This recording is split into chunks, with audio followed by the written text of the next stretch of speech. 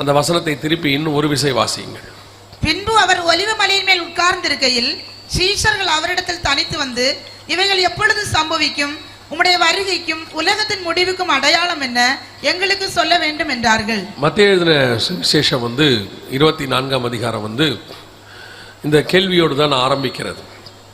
இயேசு கிறிஸ்துவினுடைய வருகைக்கும் உலகத்தின் முடிவுக்கும் அடையாளம் என்ன என்று சொல்லி தான் ஆரம்பிக்கிறது. அது 3 பகுதியாக இயேசு பிரித்திருக்கிறார். நீங்கள் கொஞ்சம் இந்த வசனத்தை தியானித்து பார்த்தால் தெரியும். 3 பகுதியாக பிரித்திருக்கிறார். 1 முதல் 8 வசனங்கள் ஒரு பகுதியாக இருக்கும். 9 முதல் 14 வசனம் ஒரு பகுதியாக இருக்கும். 14 முதல் 30வது வசனம் வரைக்கும் ஒரு பகுதி இருக்கும். அதற்கு பிறகு இந்த 3 பகுதிகளுடைய விளக்கம் அதில் இருக்கும். உதாரணமாக 1 முதல் 8 வசனங்களிலே இயேசு கிறிஸ்துவினுடைய சபை எடுத்துக்கொள்ளப்படுதல், ரகசிய வருகைக்கு முன்பாக நடக்கிற சம்பவம். 8வது வசனத்தை வாசியுங்கள் பார்ப்போம். இவைகளெல்லாம் வேதனைகளுக்கு ஆரம்பம். இவைகளெல்லாம் வேதனைகளுக்கு ஆரம்பம். அப்பொழுது உங்களை உபத்திரவங்களுக்கு ஒப்பு கொடுத்து, அந்த 8வது வசனத்துக்கு முன்னாடி உள்ளதெல்லாம் உபத்திரவ காலத்துக்கு முன்னாடி உள்ளது, வேதனைகள் ஆரம்பிக்கிறதுக்கு முன்னாடி உள்ளது. அந்த 8வது வசனத்திலிருந்து வேதனை ஆரம்பிக்கிறது, உபத்திரவ காலம் தொடங்குகிறது. 14வது வசனம் வரைக்கும் 3.5 ஆண்டு காலத்தினுடைய முடிவு. 14வது வசனம் வாசிங்க. ராஜ்யத்தினுடைய இந்த சுவிசேஷம் பூலோகம் எங்கும் உள்ள சகல ஜாதிகளுக்கும் சாட்சியாக பிரசங்கிக்கப்படும், அப்பொழுது முடிவு வரும். அதுதான் அந்தி கிறிஸ்துவினுடைய ஆட்சியினுடைய 2வது பகுதி ஸ்டார்ட் ஆகிறது. 15வது வசனத்துல வாசிங்க பாப்போம். 15. மேலும் பாழாக்குகிற அருவருப்பை குறித்து தானியேல் தீர்க்கதரிசி சொல்லி இருக்கிறானே, வாசிக்கிறவன் சிந்திக்க கடவன். 15வது வசனத்துல 3 வருஷம் முடிஞ்சு அந்தி கிறிஸ்து தேவாலயத்துக்குள் நுழைகிறதை அங்கே காட்டுகிறது 2வது 3.5 வருஷத்துல. அடுத்து 29வது வசனம். அந்நாட்களில் உபத்திரவம் முடிந்தவுடனே சூரியன் அந்தகாரப்படும், சந்திரன் ஒளியை கொடாதிருக்கும், நட்சத்திரங்கள் வானத்திலிருந்து விழும், வானத்தின் சத்துவங்கள் அசைக்கப்படும்.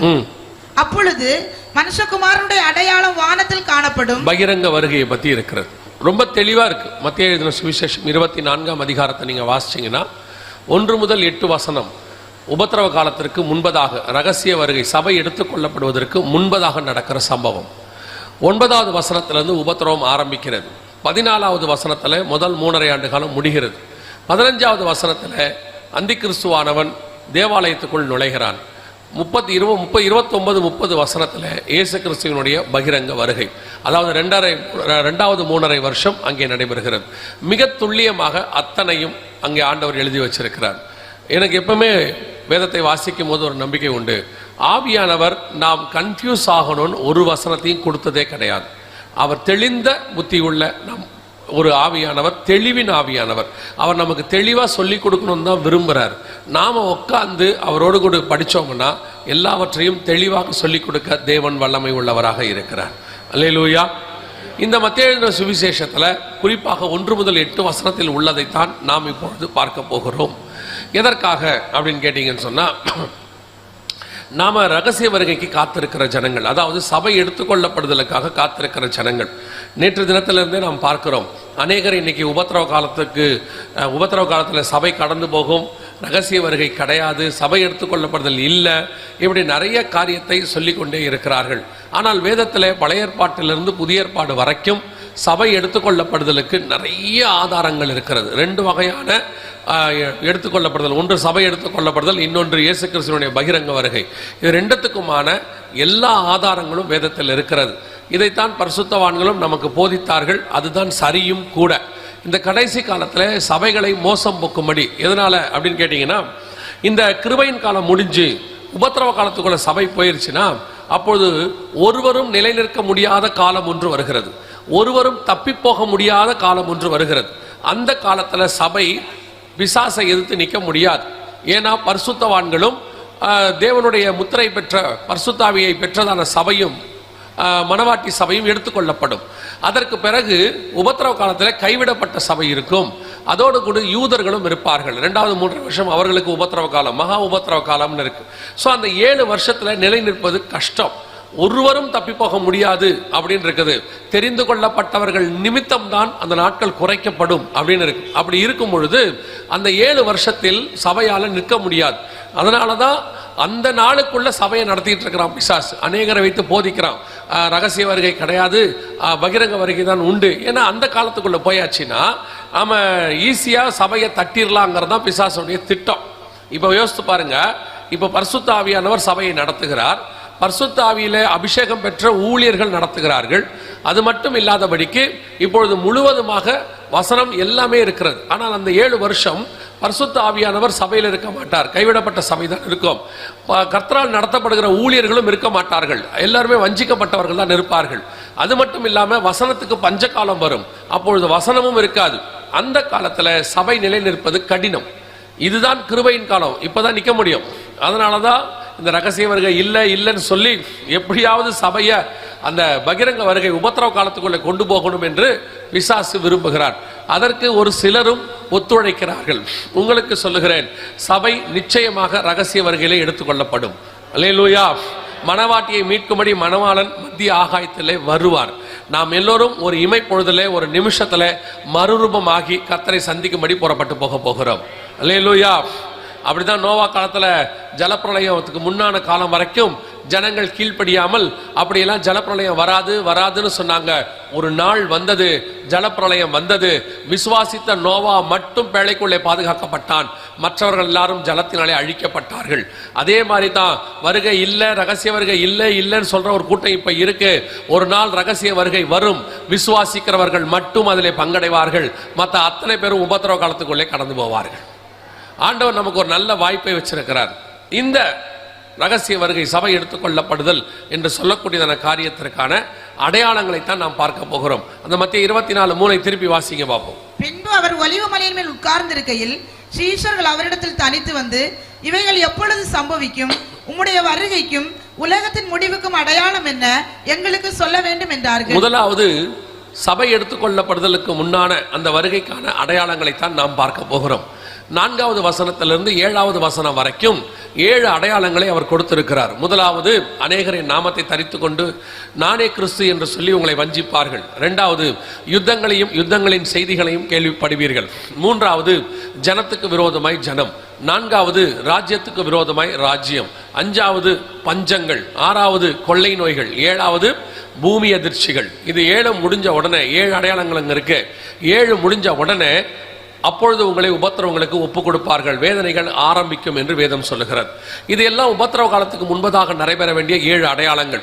அந்த 7 அடையாளங்களிலே ஒரு சில காரியங்களை எல்லாம் நாம் கடந்து போய் கொண்டேதான் இருக்கிறோம். குறிப்பாக நாம் இப்பொழுது எந்த அடையாளத்துக்குள்ளே மிக முக்கியமான காரியத்தில் இருக்கிறோம், அடுத்து என்ன வரப்போகிறது, இப்ப நாம எதுல இருக்கிறோம், எதை கடந்தோம், எதுல இருக்கிறோம், எது வரப்போகிறது, இந்த 3 காரியங்களை மாத்திரம் நான் சொல்லிவிட்டு இந்த 2ஆம் நாள், அதாவது என்னுடைய 2ஆம் நாள், இந்த 4ஆம் நாள் கன்வென்ஷன் கூட்டத்தினுடைய கடைசி அந்த ஜெபத்தை நான் செய்ய விரும்புகிறேன். இந்த கடந்து போனதான காரியங்கள் எதை குறித்து சொல்லப்பட்டிருக்கிறது அப்படின்னு சொன்னா, நான் இப்பொழுது சொல்லக்கூடிய காரியங்களை கொஞ்சம் ஒரு 5 நிமிஷம் எல்லாரும் கவனியுங்கள். குறிப்பாக ஊழியக்காரர்கள் கவனியுங்கள், நீங்கள் புரிந்து கொள்ள வேண்டும். ஏன்னா சில காரியங்கள் நாம் நம்பி இருந்த ஒரு காரியத்திற்கு சிலது அகைன்ஸ்டா இருக்கும் பொழுது, ஐயோ இவர் தப்பா சொல்றாரு நீங்க நினைச்சிடக்கூடாது. அதை நான் சொல்றதை கொஞ்சம் தெளிவா நீங்க புரிஞ்சுக்கிட்டீங்கன்னா, இல்லைன்னா நீங்க போய் கொஞ்சம் நான் சொல்ற காரியங்களை அப்புறமா கூட அசை போட்டு பாருங்கள், உங்களுக்கு சத்தியம் புரியும். சரியா? ஒரு வசனத்தை வாசியுங்கள். இந்த ஒரு 5-10 நிமிஷம் மட்டும் என்னை கவனியுங்கள். ஊழியக்காரர்களுக்கு நான் குறிப்பாக சொல்லுகிறேன். தானியேல் புஸ்தகம் 12ஆம் அதிகாரம் 4வது வசனத்தை வாசியுங்கள். தானியேல் 12:4. தானியேலாகிய நீயோ வென்றால் முடிவு காலம் மட்டும் இந்த வார்த்தைகளை புதைப்பொருளாக வைத்து இந்த புஸ்தகத்தை முத்திரை போடு, அப்பொழுது அநேகர் இங்கும் அங்கும் ஓடி ஆராய்வார்கள், அறிவும் பெருகிப்போம் என்றான். இது தானியேலுக்கு கர்த்தர் கொடுத்ததான ஒரு தெளிவான காரியம். 11 அதிகாரம் வரைக்கும் வெளிப்படுத்துகிறார். வெளிப்படுத்தி விட்டு 12ஆம் அதிகாரத்தில் சொல்லுகிறார், இந்த புஸ்தகத்தை முத்திரை போடு. இந்த புஸ்தகம் எப்போ வரைக்கும் முத்திரை போடப்பட்டிருக்கும் என்றால், கடைசி காலம் மட்டும் முத்திரை போடப்பட்டிருக்கும், முடிவு காலம் மட்டும். அந்த முடிவு காலத்துக்கு என்ன அடையாளம் அப்படின்னு கேட்டீங்கன்னா, அநேகர் இங்கும் அங்கும் ஓடி ஆராய்வார்கள், அறிவும் பெருகி போகும் என்றார். இந்த புஸ்தகம் முடிவு காலத்தில் உடைக்கப்படும். அப்படியே கொஞ்சம் நான் மாற்றி சொல்றேன், இந்த புஸ்தகம் எப்பொழுது உடைக்கப்படுகிறதோ அது என்ன காலம்? முடிவு காலம் என்று அர்த்தம். வாசிங்க வெளிப்படுத்தின விசேஷம் 6ஆம் அதிகாரம் 1வது வசனத்தை வாசிங்க. ஆட்டுக்குட்டியானவர் முத்திரைகளில் ஒன்றை உடைக்க கண்டேன். ஆட்டுக்குட்டியானவர் முத்திரைகளில் ஒன்றை உடைக்க கண்டேன். நல்லா கவனிங்க, இந்த புஸ்தகம் முத்திரைகள் போடப்பட்டதான ஒரு புஸ்தகம். இந்த புஸ்தகம் உடைக்கப்படுகிறது 6ஆம் அதிகாரத்தில் உடைக்கப்படுகிறது. பொதுவாக இந்த 6ஆம் அதிகாரம் என்பது உபத்திரவ காலத்திற்கு பின்பதாக நடைபெறுவதாக சொல்லப்படுகிறது. நன்றாய் கவனிங்கள், உபத்திரவ காலத்துக்கு பின்பதாக, அதாவது சபை எடுத்துக்கொள்ளப்பட்ட பின் நடக்க வேண்டிய சம்பவம் என்று சொல்லப்படுகிறது. எதன் அடிப்படையில் அதை சொல்றாங்க அப்படின்னு கேட்டீங்கன்னா, 3ஆம் அதிகாரத்தில் முடிவில் 7 சபைகளின் காலம் முடிவடைகிறது. 7 சபைகளின் காலம் முடிவடைந்த உடனே 4ஆம் அதிகாரத்தில் ஆண்டவர் யோவானை பார்த்து, இங்கே ஏறி வா, இவைகளுக்கு பின்பு சம்பவிப்பதை நான் உனக்கு காண்பிப்பேன் என்றார்.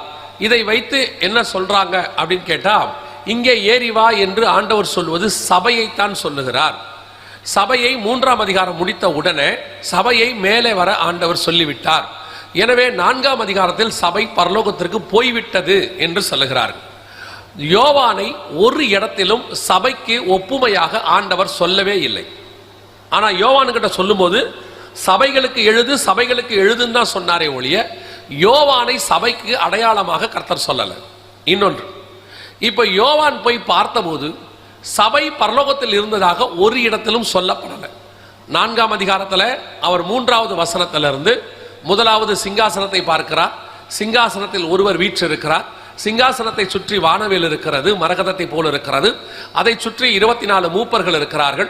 அதை சுற்றி 4 ஜீவன்கள் இருக்கிறது, 7 ஆவிகள் இருக்கிறது, கண்ணாடி கடல் இருக்கிறது. அத்தனையும் வரிசையாக பார்க்கிறார். ஒரு இடத்தில் கூட சபையை பார்த்ததாக சொல்லப்படவே இல்லை. 4ஆம் அதிகாரத்தில் 5ஆம் அதிகாரத்தில் சொல்லப்படவில்லை. சபை அங்கே இருப்பதற்கான எந்த அடையாளமும் சொல்லப்படலை. 24 மூப்பர்களை குறித்து சொல்லப்படும் பொழுது, உம்முடைய ரத்தத்தாலே எங்களை மீட்டுக் கொண்டீரே என்று 5ஆம் அதிகாரத்தில் அவர்கள் சொல்லுகிறார்கள். அது கூட 24 மூப்பர்கள் தானே இருக்கிறார்கள். அங்கே எண்ணிக்கை கடங்காத சபை இருப்பதாக சொல்லப்படலை. சபை பரலோகத்தில் இருக்கப்படுவதாக சொல்லப்படுகிற இடம் எங்கே இருக்கிறது அப்படின்னு நீங்க வாசிச்சீங்கன்னா, வெளிப்படுத்தின விசேஷம் 7ஆம் அதிகாரம் 9வது வசனத்தில், இவைகளுக்கு பின்பு நான் பார்த்தபோது சகல கோத்திரத்திலிருந்தும், அந்த வசனத்தை நன்றாய் கவனிங்கள், சகல கோத்திரத்திலிருந்தும் ஜாதிகளிலிருந்தும் பாஷைக்காரிலிருந்தும் மீட்கப்பட்டதும் ஒருவரும் எண்ணக்கூடாததுமாகிய திரளான கூட்டமாகிய ஜனங்கள் வெள்ளை அங்கிகளை தரித்து கொண்டு தங்கள் கைகளிலே குருத்தோலைகளை பிடித்துக் கொண்டு சிங்காசனத்திற்கு முன்பாகவும் ஆட்டுக்குட்டியானவருக்கு முன்பாகவும் நிற்க கண்டேன் அப்படின்னு இருக்கு. இவர்கள் எங்கிருந்து வந்தார்கள் என்று அங்கே தூதன் கேட்கிறார். யோவான் தெரியாது என்று சொல்லுகிறார். நன்றாய் கவனிங்கள், யோவான் சொல்லுகிறார் தெரியாது என்று தீர்க்கதரிசி சொல்லுகிறார். அப்பொழுது தூதன் சொல்லுகிறார், இவர்கள் மிகுந்த உபத்திரவத்திலிருந்து வந்தவர்கள் என்று சொல்லுகிறார்.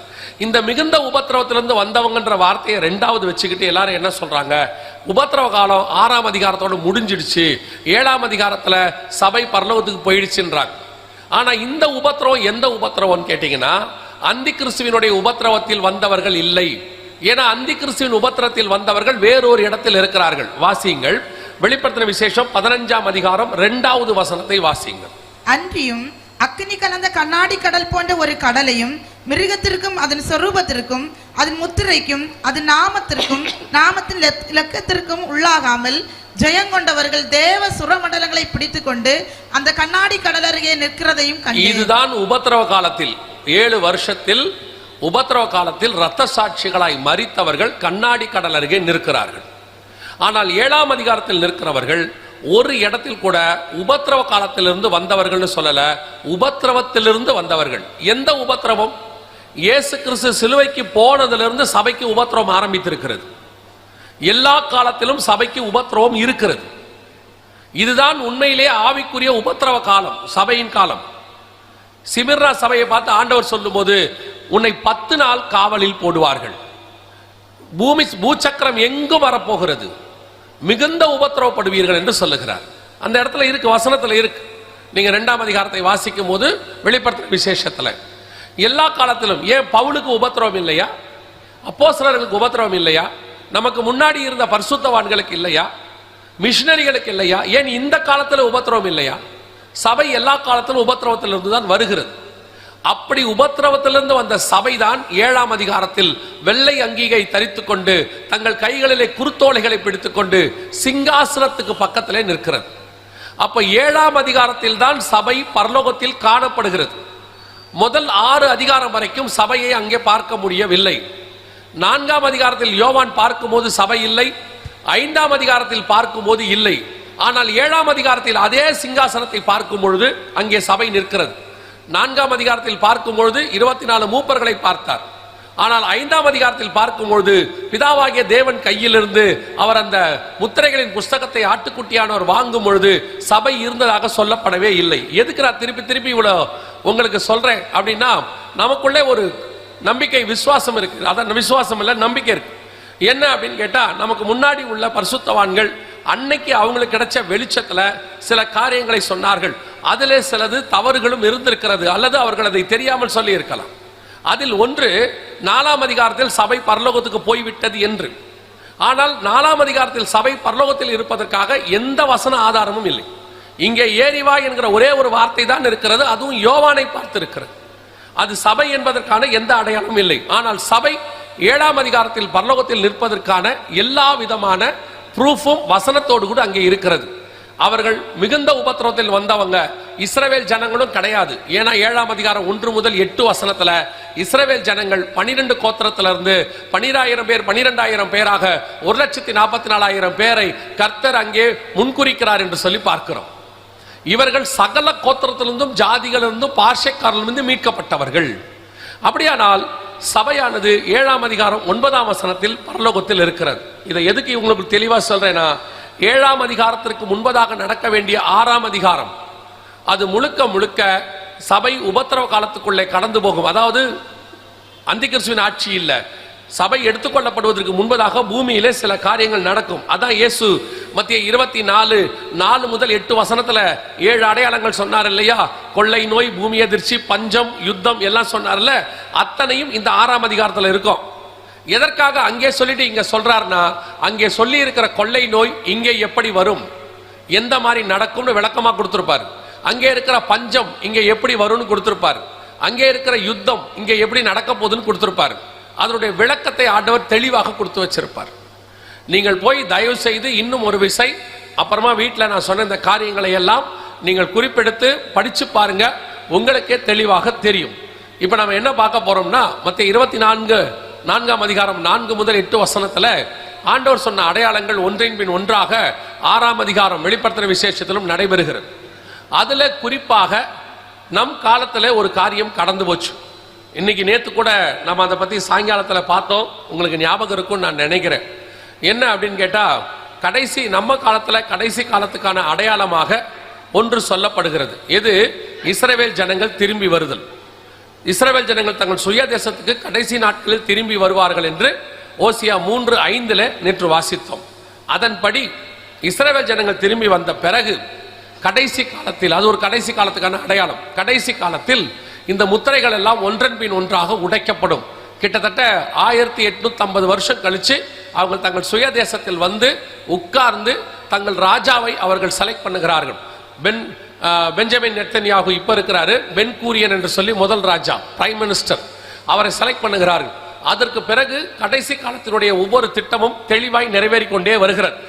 மிக துல்லியமாக இஸ்ரவேல் ஜனங்கள் வந்த பிறகு இந்த பூமியில நடக்கிற சம்பவங்களை எல்லாம் கவனிச்சு பாருங்க. இது 75வது 76வது வருஷம். அத்தனையும் ஆண்டவர் சொன்னபடி ஒன்றன் பின் ஒன்றாக நடைபெற்று கொண்டே வருகிறது. அதுல நம்முடைய காலத்துல ஒரு காரியம் கடந்து போச்சு. அந்த காரியத்தை இப்பொழுது நாம் வாசிக்க போகிறோம். நாங்கள் அதற்கு முன்பதிலிருந்தே இதை குறித்து சொல்லிக் கொண்டிருக்கிறோம். ஆனால் அன்னைக்கு உள்ளவர்கள், நான் சொல்றது ஒரு 4 வருஷத்துக்கு முன்னாடி, அன்னைக்கு உள்ளவர்கள் இதை சீரியஸாக எடுத்துக்கொள்ளவில்லை, அல்லது இதை கொஞ்சம் அசட்டையாக விட்டு விட்டார்கள். அதனுடைய விளைவு நாம் பெரிய லாஸ் கொடுத்தோம்.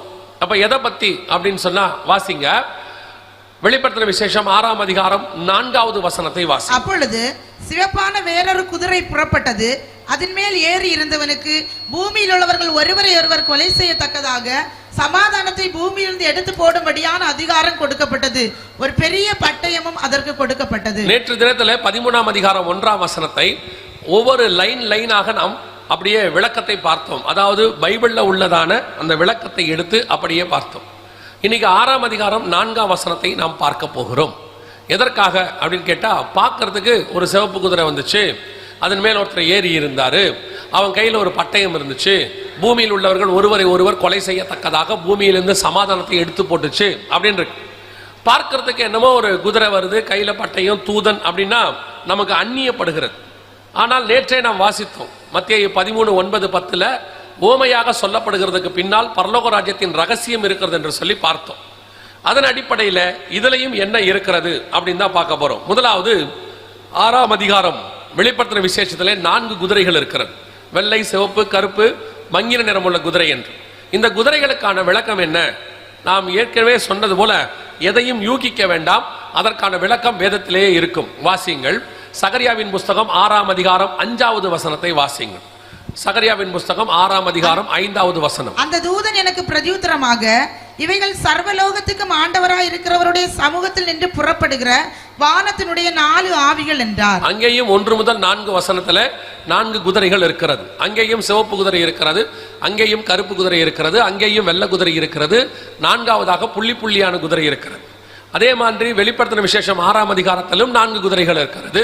இங்கேயும் சிவப்பு, கருப்பு, வெள்ளை, மங்கின நிறமுள்ள குதிரை அப்படின்னு இருக்கிறது. இந்த 4 குதிரைகளுக்குமான விளக்கம், குதிரை என்றால் என்ன அப்படின்னு கேட்டா, 4 ஆவிகள் என்று வேதம் சொல்லுகிறது. 4 ஆவிகள் என்றால் என்ன, எதனால் அந்த ஆவிகள் பூமியில வேலை செய்யுது அப்படின்னு கேட்டா, இன்னைக்கு உள்ளதான உலக அரசாங்கங்கள் எல்லாம் ஒரு காரியத்தை செய்கிறார்கள். நீங்கள் பார்த்திருப்பீர்கள். என்னவென்று சொன்னால், ஒரு ராஜாவோ, ஒரு பிரைம் மினிஸ்டரோ, ஒரு ஜனாதிபதியோ, அல்லது ஒரு முதலமைச்சரோ, அல்லது ஒரு சான்சலரோ தன்னுடைய திட்டத்தை ஜனங்களுக்கு செயல்படுத்த வேண்டும் என்றால் அதை அவர் நேரடியாக இறங்கி செய்ய மாட்டார். அவர் தனக்கு கீழே இருக்கிற அதிகாரி கிட்ட சொல்லுவார். அந்த அதிகாரி அதை கொண்டு போய் அடுத்த நிலைக்கு கொண்டு போவார். அவர் அதுக்கு அடுத்து உள்ள ஒரு வேலையால் அதை கொண்டு போய் ஜனங்களுக்கு சேர்ப்பார். இதுதான் ப்ரொசீஜர். ஆங்கிலத்தில் புரோட்டோகால் என்று சொல்வார்கள். இது எங்கிருந்து வந்துச்சு அப்படின்னு கேட்டா, இந்த உலகத்தின் ராஜ்யம் எங்கிருந்து இதை கத்துக்கிட்டாங்க, இந்த மாதிரி ஒரு ஸ்டெப் பை ஸ்டெப்பா ஜனங்களுக்கு செய்யணுங்கிறத எங்கிருந்து கத்துக்கிட்டாங்கன்னா வேற எங்கேயுமே இல்லை, அத்தனையும் பைபிளிலிருந்து பரலோகத்திலிருந்து காப்பி அடிக்கப்பட்டது. நம்முடைய ஆண்டவர் ஸ்டெப் பை ஸ்டெப்பா தூதர்களை வச்சிருக்கிறார். நம்ம வேதத்துல வாசிக்கிறோம், ஆராதனைக்குரிய தூதர்கள் உண்டு, மெசேஞ்சர்ஸ் செய்தி கொடுக்கிற தூதர்கள் உண்டு, வாரியர்ஸ் யுத்தம் பண்ணக்கூடிய தூதர்கள் உண்டு, கர்த்தருடைய சித்தத்தை பூமியில செய்கிற ஆவிகள் உண்டு. இப்படி ஆண்டவர் தன்னுடைய கவர்மெண்ட், பரலோக ராஜ்யம் என்று வாசிக்கிறோம் பாத்தீங்களா, கிங்டம் ஆஃப் த கிரைஸ்ட், தேவனுடைய ராஜ்யம். அந்த ராஜ்யத்தினுடைய அமைப்பு இது பைபிள்லே இருக்கு, அப்படியே அமைப்பாக இருக்கும். அந்த அமைப்பை தான் பூமியிலே இவர்கள் செய்கிறார்கள். இதன்படி ஆண்டவர் பூமியிலே தன்னுடைய சித்தத்தை செய்வதற்கு நிறைய ஆவிகளை, நிறைய தூதர்களை வைத்திருக்கிறார். அதன் அடிப்படையில் இந்த குதிரை என்பது எதற்கான ஒரு ஓமையாக சொல்லப்படுகிறது, பூமியிலே கிரியை செய்யக்கூடிய ஆவிகள் என்று சொல்லப்படுது. இப்ப அதன் மேல் ஏறி இருக்கிற தூதன், அவன் கையிலே ஒரு பட்டயம் கொடுக்கப்பட்டதாக நாம் வாசிக்கிறோம். அந்த 6ஆம் அதிகாரம் 4ஆம் வசனத்துல அவனுக்கு ஒரு பெரிய பட்டயம் கொடுக்கப்பட்டது. வேதாகமத்தில் பட்டயத்தை 3 பேர் தான் வைத்திருப்பார்கள். வேதாகமத்தை பொறுத்த வரைக்கும், ஒன்று தேவனுடைய வாயிலே பட்டயம் இருக்குது என்று வேதம் சொல்லுகிறது. 2 மனுஷனுடைய கையிலே பட்டயம் இருக்கிறதாக சொல்லப்படுகிறது. 3 தூதன் கையிலே பட்டயம் இருக்கிறதாக சொல்லப்படுகிறது. இந்த மனுஷன் கையில் உள்ள பட்டயத்துக்கும் தேவனிடத்தில் உள்ள பட்டயத்துக்கும் தூதன் கையில் உள்ள பட்டயத்துக்குமான விளக்கம் என்ன அப்படின்னு சொல்லி நீங்க பாத்தீங்கன்னு சொன்னா, முதலாவது தேவன் கையில் உள்ள பட்டயம் என்பது எதை குறிக்கிறது? நம்ம எல்லாருக்கும் தெரிஞ்சதுதான். எபேசியருக்கு நிருபம் 6ஆம் அதிகாரம் 17வது வசனத்தை வாசி. சத்தியமெனும் கச்சையை உங்கள் அருகில் கட்டினவர்களாயும் நீதி என்னும் மார்க்கவசத்தை தரித்தவர்களாயும் தொடர்ந்து வாசி. சமாதானத்தின் சுவிசேஷத்திற்குரிய ஆயத்தம் என்னும் பாதரட்சியை கால்களிலே தொடித்தவர்களாயும் பொல்லாங்க நேயம் அக்னியாஸ்திரங்களை எல்லாம் அவித்து போடத்தக்கதாய் எல்லாவற்றுக்கும் மேலாக விசுவாசம் என கேடகத்தை பிடித்துக் கொண்டவர்களாய நில்லுங்கள். ஆவியின் பட்டயம் இரட்சண்யம் என தலசீராவையும் 19வது வசனம், அது 19 17 இரட்சண்யம் என தலசீராவையும் தேவ வசனமாகிய ஆவியின் பட்டயத்தை எடுத்துக் கொள்ளுங்கள். தேவ வசனமாகிய ஆவியின் பட்டயம், தேவனுடைய பட்டயம் என்பது வசனத்தை குறிக்கிறது. வெளிப்படுத்தின விசேஷம் 19ஆம் அதிகாரம் கடைசி வசனத்தை வாசிங்கள். கடைசி வசனம், மற்றவர்கள் குதிரையின் மேல் ஏறினவனுடைய வாயிலிருந்து புறப்படுகிற பட்டயத்தால் கொல்லப்பட்டார்கள். பட்டயம் என்பது கர்த்தருடைய வாயிலிருந்து புறப்படுகிற பட்டயம் என்பது வசனத்தை குறிக்கிறது. இரண்டாவது, மனுஷன் கையில் உள்ள பட்டயம் என்பது எதை குறிக்கிறது? வாசிங்க 1 நாளாகமத்தின் புஸ்தகம் 21ஆம் அதிகாரம், 1 நாளாகமம் 21ஆம் அதிகாரம் 12வது வசனத்தை வாசிங்க. 3 வருஷத்து பஞ்சமோ அல்லது உன் பகைஞரின் பட்டயம் உன்னை பின்தொடர நீ உன் சத்துருக்களுக்கு முன்பாக முறிந்தோடி போக செய்யும் 3 மாத சங்காரமோ. பட்டயம் என்று மனுஷன் கையில் உள்ள பட்டயம் என்பது எதை குறிக்கிறது? சங்காரம், யுத்தத்தை குறிக்கிறது. 1 சாமுவேலின் புஸ்தகத்தில் நீங்கள் வாசிக்கும் பொழுது 17வது அதிகாரத்தில் கோலியாத்தின் கையில் பட்டயம் இருந்தது, தாவீதின் கையில் பட்டயம் இல்லாதிருந்தது அப்படின்னு இருக்கு. தாவீது ஓடி சென்று அந்த பட்டயத்தை எடுத்து அவன் தலையை வெட்டினான்னு வாசிக்கிறோம். மனுஷன் கையில் உள்ள பட்டயத்துக்கு பெயர் யுத்தம் என்று அர்த்தம். சங்காரம், அதாவது நம்ம சண்டைன்னு சொல்லுவோம், அல்லது யுத்தம் போர்னு சொல்லுவோம். அல்லது தேவனுடைய வாயிலிருந்து புறப்படுகிற பட்டயம் என்பது வசனத்தை குறிக்கிறது. தூதன் கையில் உள்ள பட்டயம் என்பது எதை குறிக்கிறது? அதே 1 நாளாகமத்தின் புஸ்தகம் 21ஆம் அதிகாரம் 12வது வசனத்தை திருப்பி வாசிங்க பாப்போம். 3 வருஷத்து பஞ்சமோ அல்லது உன் பகைஞரின் பட்டயம் உன்னை பின்தொடர நீ உன் சத்துருக்களுக்கு முன்பாக முறிந்தோடி போக செய்யும் 3 மாத சங்காரமோ அல்லது 3 நாள் கர்த்தருடைய தூதன் இஸ்ரவேலுடைய எல்லையெங்கும் சங்காரம் உண்டாகும்படி தேசத்தில் நிற்கும் கர்த்தருடைய பட்டயமாகிய கொள்ளை நோயோ. கர்த்தருடைய பட்டயமாகிய கொள்ளை நோயோ அப்படின்னு இருக்கு. அதாவது தூதன் கையில் பட்டயம் இருந்தால் அதற்கு கொள்ளை நோய் என்ற அர்த்தம். இன்னும் தெளிவா தெரியணும்னா 16வது வசனத்தை வாசிங்க. 16. தாவீது தன் கண்களை ஏறெடுத்து பூமிக்கும் வானத்திற்கும் நடுவே நிற்கிற கர்த்தருடைய தூதன் உருவின பட்டயத்தை தன் கையில் பிடித்து அது எருசலேமின் மேல் நீட்டி இருக்க கண்டான். அன்னைக்கு என்ன நடந்துச்சு? 14வது வசனம் வாசிங்க. ஆகையால் கர்த்தர் இஸ்ரவேலிலே கொள்ளை நோயை வரப்பண்ணினார், அதனால் இஸ்ரவேலில் 70,000 பேர் மடிந்தார்கள். ஒரு தூதன் கையில் உள்ள பட்டயத்தை கர்த்தர் தூதன் கையில் பட்டயத்தை கொடுத்து அதை தேசத்துக்கு நேராக நீட்டினால், நகரத்துக்கு நேராக நீட்டினால் கொள்ளை நோய் என்று அர்த்தம். அப்படியானால் இந்த இடத்துல தூதன் கையில் உள்ள பட்டயத்துக்கு என்ன அர்த்தம் என்று சொன்னால் கொள்ளை நோய் அப்படின்னு அர்த்தம். 6ஆம் அதிகாரம் 4ஆம் வசனத்தை நீங்கள் வெளிப்படுத்தின விசேஷத்தை வாசியுங்கள், திருப்பி வாசிங்க பாப்போம். அப்பொழுது சிவப்பான வேறொரு குதிரை புறப்பட்டது, அதன் மேல் ஏறி இருந்தவனுக்கு பூமியில் உள்ளவர்கள் ஒருவரை ஒருவர் கொலை செய்யத்தக்கதாக சமாதானத்தை பூமியிலிருந்து எடுத்து போடும்படியான அதிகாரம் கொடுக்கப்பட்டது. ஒரு பெரிய பட்டயமும் அவனுக்கு கொடுக்கப்பட்டது. மிக தெளிவாக வசனம் இருக்கிறது. இந்த வசனத்தை இப்பொழுது நீங்கள் கவனித்து பாருங்கள். ஒரு பெரிய ஆவி பூமி எங்கும் கிரியை செய்யும். அந்த தூதன் கையிலே ஒரு பெரிய பட்டயம் இருக்கும், கொள்ளை நோய் இருக்கும். அந்த கொள்ளை நோயின் மூலமாக இந்த உலகம் முழுக்க மரணத்தை கொண்டு வரும். அந்த மரணம் எப்படி வரும் என்று சொன்னால் வசனம் சொல்லுகிறது, ஒருவரை ஒருவர் கொலை செய்யத்தக்கதாக. அந்த வசனம் ரொம்ப முக்கியம். இதெல்லாம் 1900 வருஷத்துக்கு முன்பதாக கடைசி காலத்தில் நடக்க வேண்டிய சம்பவமாக, இஸ்ரவேல் ஜனங்கள் திரும்பி வந்த பிறகு நடக்க வேண்டிய சம்பவமாக வேதம் சொல்லுது. பூமியில் உள்ளவர்கள் ஒருவரை ஒருவர் கொலை செய்யத்தக்கதாக பூமியிலிருந்து சமாதானத்தை எடுத்து போடும்படியான அதிகாரம் கொடுக்கப்பட்டது. எந்த கொள்ளை நோய்க்கு இப்படி ஒரு சம்பவம் இஸ்ரவேல் ஜனங்கள் வந்த பிறகு நடந்தது? இஸ்ரவேல் ஜனங்களுடைய பால்ஃபர் டிக்ளரேஷன் 1918, இஸ்ரவேல் தனிநாடாக மாறியது 1948, இஸ்ரவேலுடைய தேசத்துக்கு தலைநகரம் எருசலேம் வந்தது 2018. இது கடைசி காலத்தினுடைய மிக முக்கியமான 70 வருஷம். அதாவது 1948 இருந்து 2018 வரைக்கும் 70 வருஷம். அந்த 70 வருஷம் முடிஞ்சு 71வது வருஷம் இந்த பூமியில மிக பெரியதான ஒரு கொள்ளை நோய் வந்துச்சு. இது நம்ம எல்லாருக்கும் தெரியும். கொள்ளை நோய் என்பது சில நாடுகளிலே வரும், சில மாநிலங்களில் வரும், சில நேரத்தில் சில கண்டங்கள்ல மட்டும் இருக்கும். சிலது ஆசியா கண்டத்தில் இருக்கும், சிலது ஆப்பிரிக்கால இருக்கும். ஆனால் இந்த 2019 வந்த கொள்ளை நோய், கொரோனா, உங்க எல்லாருக்கும் தெரிந்திருக்கிறபடி 2019 வந்த கொள்ளை நோய் பூமி முழுக்க வந்துச்சு. கிட்டத்தட்ட 185 நாடுகளுக்கு மேல அத்தனை நாடுகளுக்கும் வந்துச்சு. 2 தீவுகளுக்கு மட்டும்தான் வரல. வந்த எல்லா நாட்டிலும் மரணம், ஏறக்குறைய அத்தனை நாட்டிலும் அது மரணம், பூமியில் உள்ளவர்கள். 2வது, இது எப்படி பரவுச்சு அப்படின்னு கேட்டா, உங்க எல்லாரும் ஒரு வார்த்தையை மறந்திருக்க மாட்டீங்கன்னு நான் நினைக்கிறேன். உலகம் முழுக்க எல்லா நாடும் ஒரு சட்டம் ஒன்று போட்டாங்க, குவாரண்டைன் ஒன்று சொன்னாங்க. அதாவது தனித்திரு அப்படின்னாங்க. நம்ம ஊர்ல தனித்திரு, விழித்திரு, விலகிரு அப்படின்லாம் சொன்னாங்க.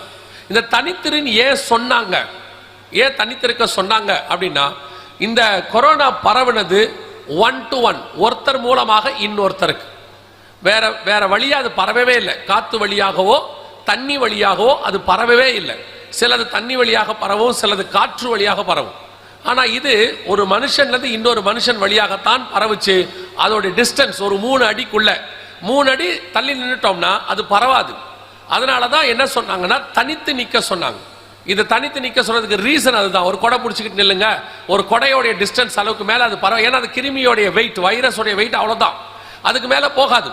ஆனால் இது வேற எந்த வழியாவும் பரவல. காத்து வழியா பரவுச்சுன்னா நம்ம மூலமா எல்லா வழியாவும் போயிடணும். எங்கெங்கெல்லாம் காத்து வீசுதோ அங்கெல்லாம் போடும். ஆனால் ஒரே வீட்டில் கூட யார் பக்கத்தில் இருக்கிறாங்களோ அவங்களுக்கு தான் வந்துச்சு 1 to 1. முதல் அலை 1 to 1, ரெண்டாவது அலை 1 to 4, ஒருத்தர்ல இருந்து 4 பேருக்கு பரவுச்சு. மூணாவது அலை 1 to 32 சொன்னாங்க, ஒருத்தர் மூலமா 32 பேருக்கு பரவுச்சு. ஆனால் இந்த பரவுதல் ஒருவரை ஒருவர் கொலை செய்யத்தக்கதாகும். இவ்வளவு மரணமும் பூமியில எதனால வந்துச்சுன்னா வேற எதனாலையும் வரல. உகான் மாநிலத்தில் சைனால ஆரம்பிச்சதான இந்த கொரோனாவானது 185 நாடுகளுக்கும் வெறும் மனுஷர்கள் வழியா மட்டும் பரவுச்சு. வேற எந்த மிருகத்தின் வழியாகவோ நோட்டின் வழியாகவோ தண்ணி வழியாகவோ பரவல. முழுக்க முழுக்க அது மட்டும் இல்ல, மரணத்தை கொண்டு வந்தது. ஒருவரை ஒருவர் கொலை செய்யத்தக்கதாக. சில வியாதிகள் இருக்குது பரவாது. இப்ப எய்ட்ஸ் எல்லாம் இருக்கு, ஒருத்தருக்கு இன்னொருத்தருக்கு பரவணும்னா அது சிரிஞ்சு பிளட் வழியா தான் பரவணும். கேன்சர் பரவாது, ஆனால் ஒருத்தருக்கு மரணத்தை கொண்டு வரும், அது கூட இருக்கிறவருக்கு மரணத்தை கொண்டு வராது. ஆனால் வேதம் தெளிவா சொல்லுது, ஒருவரை ஒருவர் கொலை செய்யத்தக்கதாக பூமியில் உள்ள அனைவருக்கும் எல்லாருக்கும் இது நடக்கும் அப்படின்னு இருக்கு. இதுவரைக்கும் இந்த 100 வருஷத்துல 120 வருஷத்துல இஸ்ரவேல் ஜனங்க திரும்பி வந்த இந்த 70 வருஷம் முடிஞ்ச உடனே 71வது வருஷம் இந்த கொள்ளை நோய் பூமியில தொடங்குச்சு. கிட்டத்தட்ட இதை விட பெரிய ஆச்சரியம் என்னன்னு கேட்டீங்கன்னா, WHO உடைய ரிப்போர்ட்டை நான் உங்களுக்கு சொல்றேன். கொரோனா எமர்ஜென்சி எப்போ முடிஞ்சிச்சு கரெக்டா பாத்தீங்கன்னா மே மாசம் 2023 கொரோனா எமர்ஜென்சியை WHO விளக்கிக்கிச்சு. கொரோனாவுடைய எமர்ஜென்சி பீரியட் எவ்வளவு வருஷம் தெரியுமா? பூமியில 3.5 வருஷம், சரியாக 3.5 வருஷம். வேதத்தை வாசிக்கிறவர்களுக்கு தெரியும், தேவனுடைய வாதை பூமியில வரும்போது இந்த 3.5 வருஷம் என்பது ஒரு கணக்கு. எல்லாத்துக்கும் இல்ல, பல இடங்கள்ல இந்த 3.5 வருஷம் கணக்கு இருக்குது. உங்களுக்கு தெரியும் நினைக்கிறேன், எலியா காலத்துல பஞ்சம் 3.5 வருஷம் வந்துச்சு. உபத்திரவ காலம் 3 வருஷம், 3.5 வருஷம். மகா உபத்திரவ காலம் 3.5 வருஷம். இந்த மாதிரி 3.5 வருஷம் நிறைய இருக்குது. யுத்தம் 42 மாசம், 3.5 வருஷம். இந்த 3.5 வருஷ கணக்கு பைபிள் கணக்கு. கொரோனா எத்தனை மாசம் எமர்ஜென்சின்னு WHO போய் போறங்க. 2019 டிசம்பர்ல ஆரம்பிச்சு 2023 மே மாசம் வரைக்கும் எமர்ஜென்சி இருந்ததாக WHO சொல்லுது. கர்த்தர் சொன்னபடியே வேதத்தில் உள்ள எழுத்தின்படி வெளிப்படுத்துற விசேஷம் 6ஆம் அதிகாரம் 4ஆம் வசனத்தில் சொன்ன மத்தேயு 24 ஆண்டவர் சொன்னபடி ஒரு கொள்ளை நோய் நம் கண்களுக்கு முன்பாக கடந்து போச்சு. இந்த கொள்ளை நோய் பூமி அனைத்துக்கும் வந்தது. ஆனால் நாம் தான் வேதத்தில் உள்ளதான இந்த தீர்க்க தரிசனத்தை தவற விட்டு விட்டோம். இயேசு கொள்ளை நோயின்னு நேரா சொன்னாரு, அது எப்படி வரப்போகுதுங்கிறதையும் வெளிப்படுத்துற விசேஷத்துல சொல்லி வச்சார். ஆனால் நாம் இதை எப்பொழுதுமே பைபிள்ல சொல்லி இருக்கிறதுக்கு இம்பார்ட்டன்ஸ் கொடுக்க மாட்டோம். அதனால்தான் ஆண்டவர் சொல்றார், நான் என்னுடைய மகத்துவங்களை அவர்களுக்கு எழுதி கொடுத்தேன், அவர்களோ அதை அந்நிய காரியமாய் எண்ணினார்கள். டிவியில வர்றதுக்கு கொடுக்கிற இம்பார்ட்டன்ஸ், ஃபேஸ்புக்ல வர்றதுக்கு கொடுக்கிற இம்பார்ட்டன்ஸ் பைபிள்ல கொடுக்கறது இல்லை. இதுவே பைபிள்ல இருந்து ஒன்னு சொன்னா நீங்க நம்புறது இல்ல, அதுவே டிவியில சொன்னா நியூஸ்ல சொன்னா நம்புறீங்க. காரணம், கண்டு விசுவாசிக்கிற ஜனங்கள் நீங்கள். ஆனால் பைபிள் படி காணாமல் விசுவாசிக்கிறவனே பாக்கியவான். நமக்கு தேவையானதை எல்லாத்தையும் கர்த்தர் எழுதி கொடுத்துட்டு போயிட்டார். நம்ம கண்ணுக்கு முன்னாடி இப்படி ஒரு சம்பவம் நடந்துச்சு. அதை விட பெரிய ஆச்சரியம் என்ன தெரியுமா? இந்த சம்பவம் 2019 தான் நடந்துச்சு. ஆனால் 2018 ஒரு வீடியோவை உலக சுகாதார மையம் வெளியிட்டாங்க, வேர்ல்ட் ஹெல்த் ஆர்கனைசேஷன். இப்ப நீங்க அந்த வீடியோவை பாருங்க. இதே வீடியோவை இதே கன்னியாகுமரி மாவட்டத்தில் 2018-19 நாங்க போட்டிருக்கிறோம், கொண்டு வந்து போட்டிருக்கிறோம். இதை பாருங்க. வரலாற்றில் இதுவரை கண்டிராத மிகப்பெரிய அளவில் உயிரிழப்பை ஏற்படுத்தக்கூடிய நோய் ஒன்று பரவ உள்ளதாக உலக சுகாதார நிறுவனம் எச்சரிக்கை விடுத்துள்ளது. ஜெனீவாவை தலைமையிடமாக கொண்டு இயங்கும் உலக சுகாதார நிறுவனமானது மூத்த ஆராய்ச்சியாளர்களுடன் அவசர ஆலோசனை நடத்தியது. அதில் ஒட்டுமொத்த உலக மக்களின் சுகாதாரத்துக்கு அவசர நிலை ஏற்படும் அளவு புதிய நோய் பரவ இருப்பதாகவும், இதுவரை கண்டிராத அளவுக்கு உயிர் சேதங்களை அந்த நோய் ஏற்படுத்தும் என்றும் எச்சரிக்கை விடுக்கப்பட்டது. இது தொடர்பான ஆராய்ச்சியில் ஈடுபடுமாறு ஆராய்ச்சியாளர்களுக்கு வலியுறுத்தப்பட்டது. இந்த நோய்க்கு டிசீஸ் எக்ஸ் என்று பெயரிடப்பட்டுள்ளது. இது 2018 WHO வெளியிட்ட வீடியோ. அதன் அடிப்படையில் செய்தியாக வந்துச்சு. இதை நாங்கள் கிட்டத்தட்ட 2018, 19, 2020 மார்ச் மாதம் வரைக்கும் லாக்டவுனுக்கு முந்தின நாள் வரைக்கும் போகிற இடங்களெல்லாம் போட்டிருக்கிறோம். இப்படி ஒரு கொள்ளை நோய் வரப்போது வேதத்தில் சொல்லி இருக்குது. இப்போ உலக சுகாதார மையமும் கன்ஃபார்ம் பண்ணுது, சீக்கிரத்தில் ஒரு கொள்ளை நோய் பூமிக்குள்ளே வரப்போது, எச்சரிக்கையாயிருங்க அப்படின்னு. இதே மாதிரி போகிற இடத்துலலாம் இந்த கடைசி நாட்களில் நாங்கள் எங்கே போனாலும் கடைசி நாட்களில் இதை பற்றி தான் பேசும். ஆனால் இதை நாம் யாருமே சீரியஸாக எடுத்துக்கல. சொல்லப்பட்டதை அன்னைக்கு நாம் ரொம்ப இதெல்லாம் நடக்காது. ஒரு சிலர் சொன்னாங்க, பயமுறுத்துறாங்க. ஒரு சிலர் சொல்றாங்க, இவர் ஏன் இப்படி பூச்சாண்டி காட்டுறாரு. இந்த சம்பவம் 2018 WHO சொல்லுச்சு. நாங்களும் இதை எடுத்துக்கிட்டு போய் வேதத்தில் உள்ள கொள்ளை நோய்களை பற்றி ஆண்டவர் சொல்லியிருக்கிறான்னு எடுத்து சொன்னோம். ஆனால் எத்தனை பேர் சீரியஸா எடுத்துக்கிட்டோம்? பெரிய ஆச்சரியம் என்னன்னா, பைபிள்ல சொல்லத உலகம் நம்பணும். இப்ப கடைசி கால சபை என்ன ஆயிடுச்சு, உலகம் சொன்னா கொண்டு வந்து சபையில சொல்ல வேண்டியிருக்கு. அந்த அளவுக்கு ஆயிப்போச்சு. இயேசு சொன்னதை தான் உலகத்துக்கு போய் நாம சொல்லணும், உலகம் அதை கேட்டு தங்களை பாதுகாத்துக் கொள்ளணும். அதுக்கு தான் ஆண்டவர் சபை கிட்ட பைபிளை கொடுத்தார். ஆனா இன்னைக்கு சபை எந்த நிலைமையில இருக்குது? உலகத்துல உலக சுகாதார மையமும் UN சொல்றதை கேட்டு நம்ம ரெடியாக வேண்டிய நிலைமைக்கு வந்துட்டோம். யோசிச்சு பாருங்க எவ்வளவு பரிதாபத்துக்குரிய நிலைமை. ஒரு 30 வருஷத்துக்கு முன்னாடி, 24 வருஷத்துக்கு முன்னாடி 2000வது வருஷத்துல உலகம் அழிய போகுதுன்னு சொன்னாங்க. அன்னைக்கு உள்ள ஜனங்களுடைய மென்டாலிட்டி என்ன தெரியுமா? அன்னைக்கு எல்லாம் கேட்டாங்க, உலகம் அழிய போதுன்னு பைபிள்ல சொல்லி இருக்குதாமே, வேதாகமத்துல சொல்லி இருக்குதாமேன்னு நிறைய பேர் இந்த கேள்வி கேட்டாங்க. ஏன்னா அன்னைக்கு உலகத்துல ஒரு சம்பவம் நடக்குதுன்னா அது பைபிள்ல நம்பி இருக்குதுன்னு உலகத்தாருக்கே ஒரு நம்பிக்கை இருந்துச்சு. அவங்க சபையை பார்த்து கேள்வி கேட்டாங்க, உங்க பைபிள் ஏதாவது போட்டிருக்குதா, உலகம் அழிய போதுன்னு சொல்றாங்களாமேன்னு. ஆனா இன்னைக்கு பைபிளை கையில வச்சிருக்கிறவங்களுக்கே அந்த நம்பிக்கை இல்லை. எல்லாருக்கும் இப்ப என்ன தெரியுமா? இன்னொரு வார்த்தை, அதாவது நிர்விசானம். என்ன நிர்விசானம்? எல்லாரும் சொல்றது, நினிவே ஜனங்களுக்கு இறங்கின தேவன் நமக்கும் இறங்குவார், அதனால கர்த்தர் கிருபை உள்ளவர், அதனால இப்படிப்பட்ட காரியங்களை அனுமதிக்க மாட்டார், தேவன் அன்பானவர் அப்படி நீங்க சொல்றீங்க. நல்லா தெரிஞ்சுக்கொள்ளுங்க, தேவன் அன்பானவர், கிருபை உள்ளவர் என்பதில் எந்த விதமான மாற்று கருத்தும் இல்லை. அதே தேவன் தான் நீதியுள்ள நியாயாதிபதியாகவும் இருக்கிறார். நடக்க வேண்டிய நியாய தீர்ப்புகளை கொடுக்கத்தான் செய்வார். இப்ப யோசிச்சு பாருங்க, தேவன் கிருபை உள்ளவர், முதலாம் உலக யுத்தம் வந்துச்சா இல்லையா? தேவன் அன்புள்ளவர், இரண்டாம் உலக யுத்தம் வந்துச்சா இல்லையா? ஹிரோஷிமா நாகசாக்கியில குண்டு போட்டாங்களா இல்லையா? தேவன் கிருபை உள்ளவர். கொரோனா வந்துச்சா இல்லையா? நீங்கள் தேவனை தவறாக புரிந்து கொள்ளுகிறீர்கள். இவைகளுக்கெல்லாம் தேவன் காரணம் இல்லை, ஆனால் இவைகள் வரும் என்று தேவன் முன்னறிவித்திருக்கிறார். இது மனுஷருடைய தவறுகளால் நடக்கிறது. அவன் செய்ததற்கு நிமித்தம் அது நடைபெற்றுக் கொண்டிருக்கிறது. ஆனால் இவைகளுக்கு தேவ ஜனங்கள் தப்பிக்க வேண்டும் என்று தேவன் முன்பதாகவே குறித்து வைத்திருக்கிறார். ஆனால் நீங்கள் நிர்வசானம், தேவன் அப்படிலாம் அனுமதிக்க மாட்டாருன்னு சொல்றீங்க. இப்ப வந்திருக்குது, இப்ப என்ன பண்ண போறீங்க? கொரோனா வந்துச்சு, 185 நாடுகளுக்கு எத்தனையோ கோடி ஜனங்கள் செத்து போனார்கள். அப்ப தேவன் கிருபை இல்லாதவர் அர்த்தமா? தேவன் கிருபை உள்ளவர் தான், தேவன் அன்புள்ளவர் தான். ஆனால் மனுஷன் அவனுக்கு அவன் வினைத்த விதை இது. இந்த கிருமியை மனுஷன் தான் கண்டுபிடிச்சான். ஆனால் இப்படி ஒன்று வரப்போகிறது என்று தேவன் முன்பதாக அறிவிக்கிறார். அதை விசுவாசிக்கிறவர்களை பாதுகாக்க தேவன் விரும்புகிறார். ஆனால் விசுவாசிக்க வேண்டிய ஜனங்கள் கையில வேதாகமத்தை வைத்திருக்கிறவர்கள், நீங்கள் வேத வசனத்தை விசுவாசிப்பதை விட மனுஷனை நோக்கி பார்க்க தொடங்கி விட்டீர்கள். பைபிள்ல உள்ளதை நம்ப மாட்டேங்கிறீங்க. ஆனால் சம்பந்தமே இல்லாத தீர்க்க தரிசனத்தை எந்த தீர்க்க தரிசியாவது சொன்னானா அவன் பின்னாடி போயிட்டு இருக்கிறீங்க. அதனுடைய விளைவு என்ன?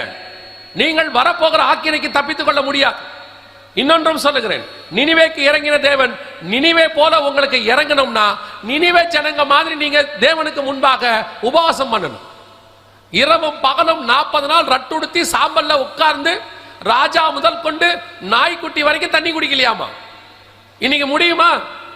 உபவாச ஜபத்துக்கு உங்களை கூப்பிடும் போது கீழே போட வேண்டியிருக்கு போஸ்டர்ல, முடிவிலே உணவு வழங்கப்படும். உணவு வழங்கப்படும் தான் நீங்களே வரீங்க உபவாச ஜபத்துக்கு. அப்புறம் உங்களை வச்சுக்கிட்டு எப்படி நினைவே ஜனங்க மாதிரி ஜெபம் பண்றது? பாருங்க, இன்னைக்கு காலையிலேயே அவர் சொன்னார், நீங்க பக்கத்துல இருக்கிறவங்களே வரலையாமா, அப்புறம் எப்படி எழுப்புதல் வரும்? அப்புறம் எப்படி ஜபத்துக்கு கர்த்தர் பதில் கொடுப்பாரு? நினிவே ஜனங்களை சொல்லிலாம் தப்பிக்காதீங்க, அவங்க வேற. அழிவு வரப்போதுன்னு தெரிஞ்ச உடனே ராஜாவே வந்துட்டான். இங்க எந்த ராஜாவும் வரப்போறது கிடையாது. சபைக்கு விசுவாசியே வரல, ராஜா எப்படி வருவார்? அதனால இயேசு தெளிவா சொல்லி வச்சிருக்கிறார், யுத்தங்களையும் யுத்தங்களின் செய்திகளையும் கேள்விப்படுவீர்கள், கலங்காதபடிக்கு எச்சரிக்கையாயிருங்கள், இவைகளெல்லாம் சம்பவிக்க வேண்டியதே. சொல்லப்பட்ட தீர்க்க தரிசனங்கள் அத்தனையும் நடக்கும், நடக்காமல் போகவே போகாது. அவைகள் சொன்னது கர்த்தர். அதெல்லாம் நடக்காது, அப்படி ஆகாது, போகாது, இப்படி வெட்டியா உட்கார்ந்துட்டு ஒரு கூட்டம் பேசிக்கிட்டே கிடக்கும். ஆனால் சம்பவம் நடந்துதான் செய்யும். நடந்துச்சா இல்லையா? கொரோனா வந்துச்சா இல்லையா? கர்த்தர் சொன்ன வார்த்தைகளில் ஒன்றும் ஒளிந்து போகாது. நடக்காதுன்னு சொல்றவன் மனுஷன், நடக்கும் சொன்னது தேவன். தேவனுடைய வார்த்தை தான் நடக்கும். சும்மா யூடியூப்ல உட்கார்ந்துக்கிட்டு 4 வார்த்தையை பேசிக்கிட்டு அப்படி பண்றாரு இப்படி பண்றாரு சொல்ற நாசியில் சுவாசம் உள்ள இந்த மனுஷனை நம்பாதிருங்கள்.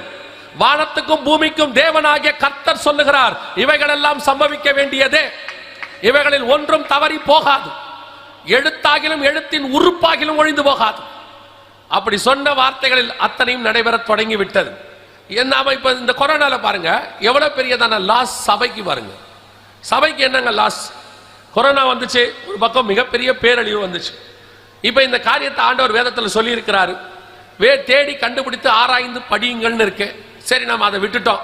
சில நேரத்தில் தீர்க்கதரிசிகளுடைய வார்த்தைக்கு நமக்கு செவி சாய்க்க மாட்டோம். கழுதையின் வார்த்தைக்காவது செவி சாய்க்கணும். WHO சொல்லுச்சு. இந்த மாதிரி வீடியோஸ் எல்லா லாங்குவேஜ்லயும் போட்டாங்க, தமிழ், கன்னடம், மலையாளம் எல்லாத்திலையும் போட்டாங்க. பத்தாததுக்கு ஆண்டவர் அவரால் எங்கெங்கெல்லாம் ஆட்களை அனுப்ப முடியுமோ எல்லா இடத்துக்கும் அனுப்பி சொன்னாரு. ஒருவேளை சபை இதில் ஆயத்தமாய் இருந்திருக்குமானால், ஏங்க கொரோனால ஆயத்தப்படுறதுக்கு என்னங்க இருக்குது? கொரோனா திடீர்னு வந்துச்சு, இதுல ஆயத்தப்படுறதுக்கு என்ன இருக்கு?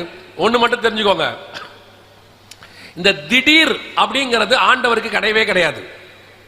நமக்கு தான் திடீர். இந்த ஆக்சிடென்டலா எதிர்பாராத விதமாக இப்படி நம்ம சொல்றோம் இல்ல, இது எதுவுமே ஆண்டவருக்கு கிடையாது. ஆண்டவருக்கு எல்லாம் ஏற்கனவே தெரியும். எல்லாத்தையும் ஆண்டவர் எழுதி தான் வச்சிருக்கிறாரு, சொல்லிட்டார். சபைக்கும் சொல்லிட்டார். ஒருவேளை சபை ஆயத்தப்பட்டு இருக்குமானால், ஆயத்தப்படுறதுன்னா என்னங்க? Very simple. இப்ப இந்த கொரோனாவுக்கு இன்னைக்கு வரைக்கும் மருந்து கிடையாது, வேக்சின் தான் இருக்கு. வேக்சின்னா தடுப்பூசி. இப்போ வரைக்கும் அதுக்கு மருந்து கிடையாது, கியூரபிள் கிடையாது. அது வராம தடுக்க முடியும். இப்போ இந்த கொரோனாவுக்கு ஒருவேளை சபை ஆயத்தமாக இருந்திருந்தால், வேக்சின் இல்லாம கிட்டத்தட்ட 2 வருஷம் நாம இருந்தோம். 2020-21 வேக்சினே கிடையாது. உலகமே தத்தளிச்சுக்கிட்டு இருந்துச்சு. இதுல இருந்து தப்பிக்கிறதுக்கு எப்படின்னு தெரியாம ஜனங்க போராடிக்கிட்டு இருந்தாங்க. அப்படி ஒரு கொள்ளை நோய்க்கு மருந்து உலகத்திலேயே கிடையாது, சபைக்குள்ள மட்டும்தான் இருந்துச்சு. வேற எங்கேயுமே அந்த மருந்து கிடையாது. எந்த மருந்து தெரியுமா? இயேசு கிறிஸ்துவின் காயங்களால் நாம் குணமானோம், அவருடைய தழும்புகளால் நாம் குணமானோம். இயேசு கிறிஸ்துவின் நாமத்தினாலே வியாதியஸ்தர்கள் மேல் கைகளை வைப்பீர்கள், அவர்கள் சொஸ்தமாவார்கள். இததான் 2000 வருஷமா சபை பயன்படுத்தி இருக்கு. இயேசு காலத்திலிருந்து கொரோனாவுக்கு முன்னாடி வரைக்கும் நாம யூஸ் பண்ண ஒரே மருந்து ஆண்டவராகிய இயேசு கிறிஸ்துவின் நாமம் என்கிறதான மருந்து. அது குணமாக்காத வியாதியே கிடையாது. சாட்சி நம்மகிட்டே இருக்கு. குழந்தையே பிறக்காதுன்னு சொன்னவங்களுக்கு எல்லாம் குழந்தை பிறக்க வச்சிருக்கிறார் ஆண்டவர். மரித்து போனவர்களை உயிரோடு கூட எழுப்பி இருக்கிறார். C4 லெவல்ல இருந்த கேன்சரை எல்லாம் கர்த்தர் சுகமாக்கி கொடுத்திருக்கிறார். எத்தனையோ பேருக்கு எய்ட்ஸ் சுகமாக்கி இருக்கிறது. எத்தனை விதமான வியாதிகளை இயேசுவின் நாமத்திலே சுகமாக்கி சபை வியாதிகள் மேலே ஆளுகை செய்து கொண்டிருந்துச்சு. ஆனா கொரோனால மட்டும் மூடி ஒளிஞ்சிருச்சு. ஏன்? கொரோனா வந்த போது சபை மூடுனதுனா சொல்றது கதவு மூடுறது சொல்லல, அது அரசாங்கம் சொல்லுச்சு, நாம செஞ்சோம், ரைட். ஆனால் நமக்கு இருதய கதவு பயம் அப்படியெல்லாம் மூடியாச்சு. விசுவாசிக்கு பாஸ்டர் சொல்றார், உங்க வீட்டில் யாருக்கோ கொரோனான்னு கேள்விப்பட்டேன், வந்து ஜெபம் பண்ணலாமா? வர வேண்டாம் பாஸ்டர், வீட்டு பக்கம் நீங்க வந்துடாதீங்க. பாஸ்டரே வர வேண்டாம் வீட்டுக்கு. அப்போ பாஸ்டர் சொல்றாரு, இல்ல நான் வரேன். இல்ல பாஸ்டர், நீங்க போன்லயே ஜெபம் பண்ணுங்க, உங்க வார்த்தைக்கே வல்லமை உண்டு, வீட்டு பக்கம் வந்துடாதீங்க. யாரையும் வீட்டுக்கிட்ட சேர்க்கல. ஏன் அற்புதம் நடக்கல தெரியுமா? கொரோனாவுக்கு மட்டும் ஏன் அற்புதம் நடக்கல தெரியுமா? பிசாசு யூஸ் பண்ண செம டூல், மிக முக்கியமான ஆயுதத்தை பிசாசு யூஸ் பண்ணிட்டான். என்ன தெரியுமா? உங்களுக்குள்ள கொரோனா மேல ஒரு பயத்தை கொண்டாந்துட்டான். நீங்க பயந்துட்டீங்க. பயப்படுகிறவர்களால அற்புத அடையாளங்களை செய்ய முடியாது. அதனாலதான் ஆண்டவர் திருப்பி சொல்வார், ஏன் பயப்பட்டீர்கள்னு கேட்பாரு. அற்ப விசுவாசிகளே அப்படின்னு கேட்பாரு. கொரோனாவுக்கு வரதுக்கு முன்னாடியே பயத்தை முத்திட்டான் ஃபுல்லா. ஓ கொரோனா என்னவோ பெரிய வியாதி மாதிரி. இப்ப கொரோனா இருக்கா இல்லையா? இப்பவும் கொரோனா இருக்கு, உலகம் முழுக்க இருக்கு. ஏன் இப்ப மட்டும் அந்த மரணம் வரல? ஏன் ஒரு பில்கேட் சொன்னார், கடைசி ஒரு மனுஷனுக்கு கொரோனா இருக்கிற வரைக்கும் அது ஒழிக்காம விட்டோம்னா உலகம் திருப்பி அழிஞ்சிரும். இப்ப 30% மக்கள் 35% மக்கள் கிட்ட வேக்சின் போடலையாமா, இப்பவும் போடலையாமா. ஆனா கொரோனா இன்னைக்கு இருக்கு. ஏன் அப்படி பரவல? ஒண்ணு நல்லா தெரிஞ்சுக்கொள்ளுங்க, நான் சயின்டிபிக்கலா சொல்றேன். நம்முடைய உடம்புக்கு கர்த்தர் ஒரு வல்லமையை கொடுத்திருக்கிறாரு. அது எந்த கிருமியையும் முதல்ல எதிர்க்கும், அதற்கு பிறகு அதை மேற்கொள்ளுகிற அதிகாரத்தை நம்முடைய சரீரத்துக்கு கர்த்தர் கொடுத்து வச்சிருக்கிறார். இது வரைக்கும் உலகம் அப்படிதான், நம்ம பாடிக்கு அந்த இம்யூனிட்டி பவர் உண்டு. நான் சொல்றது மெடிக்கலி, நான் ஸ்பிரிச்சுவலி சொல்றேன்.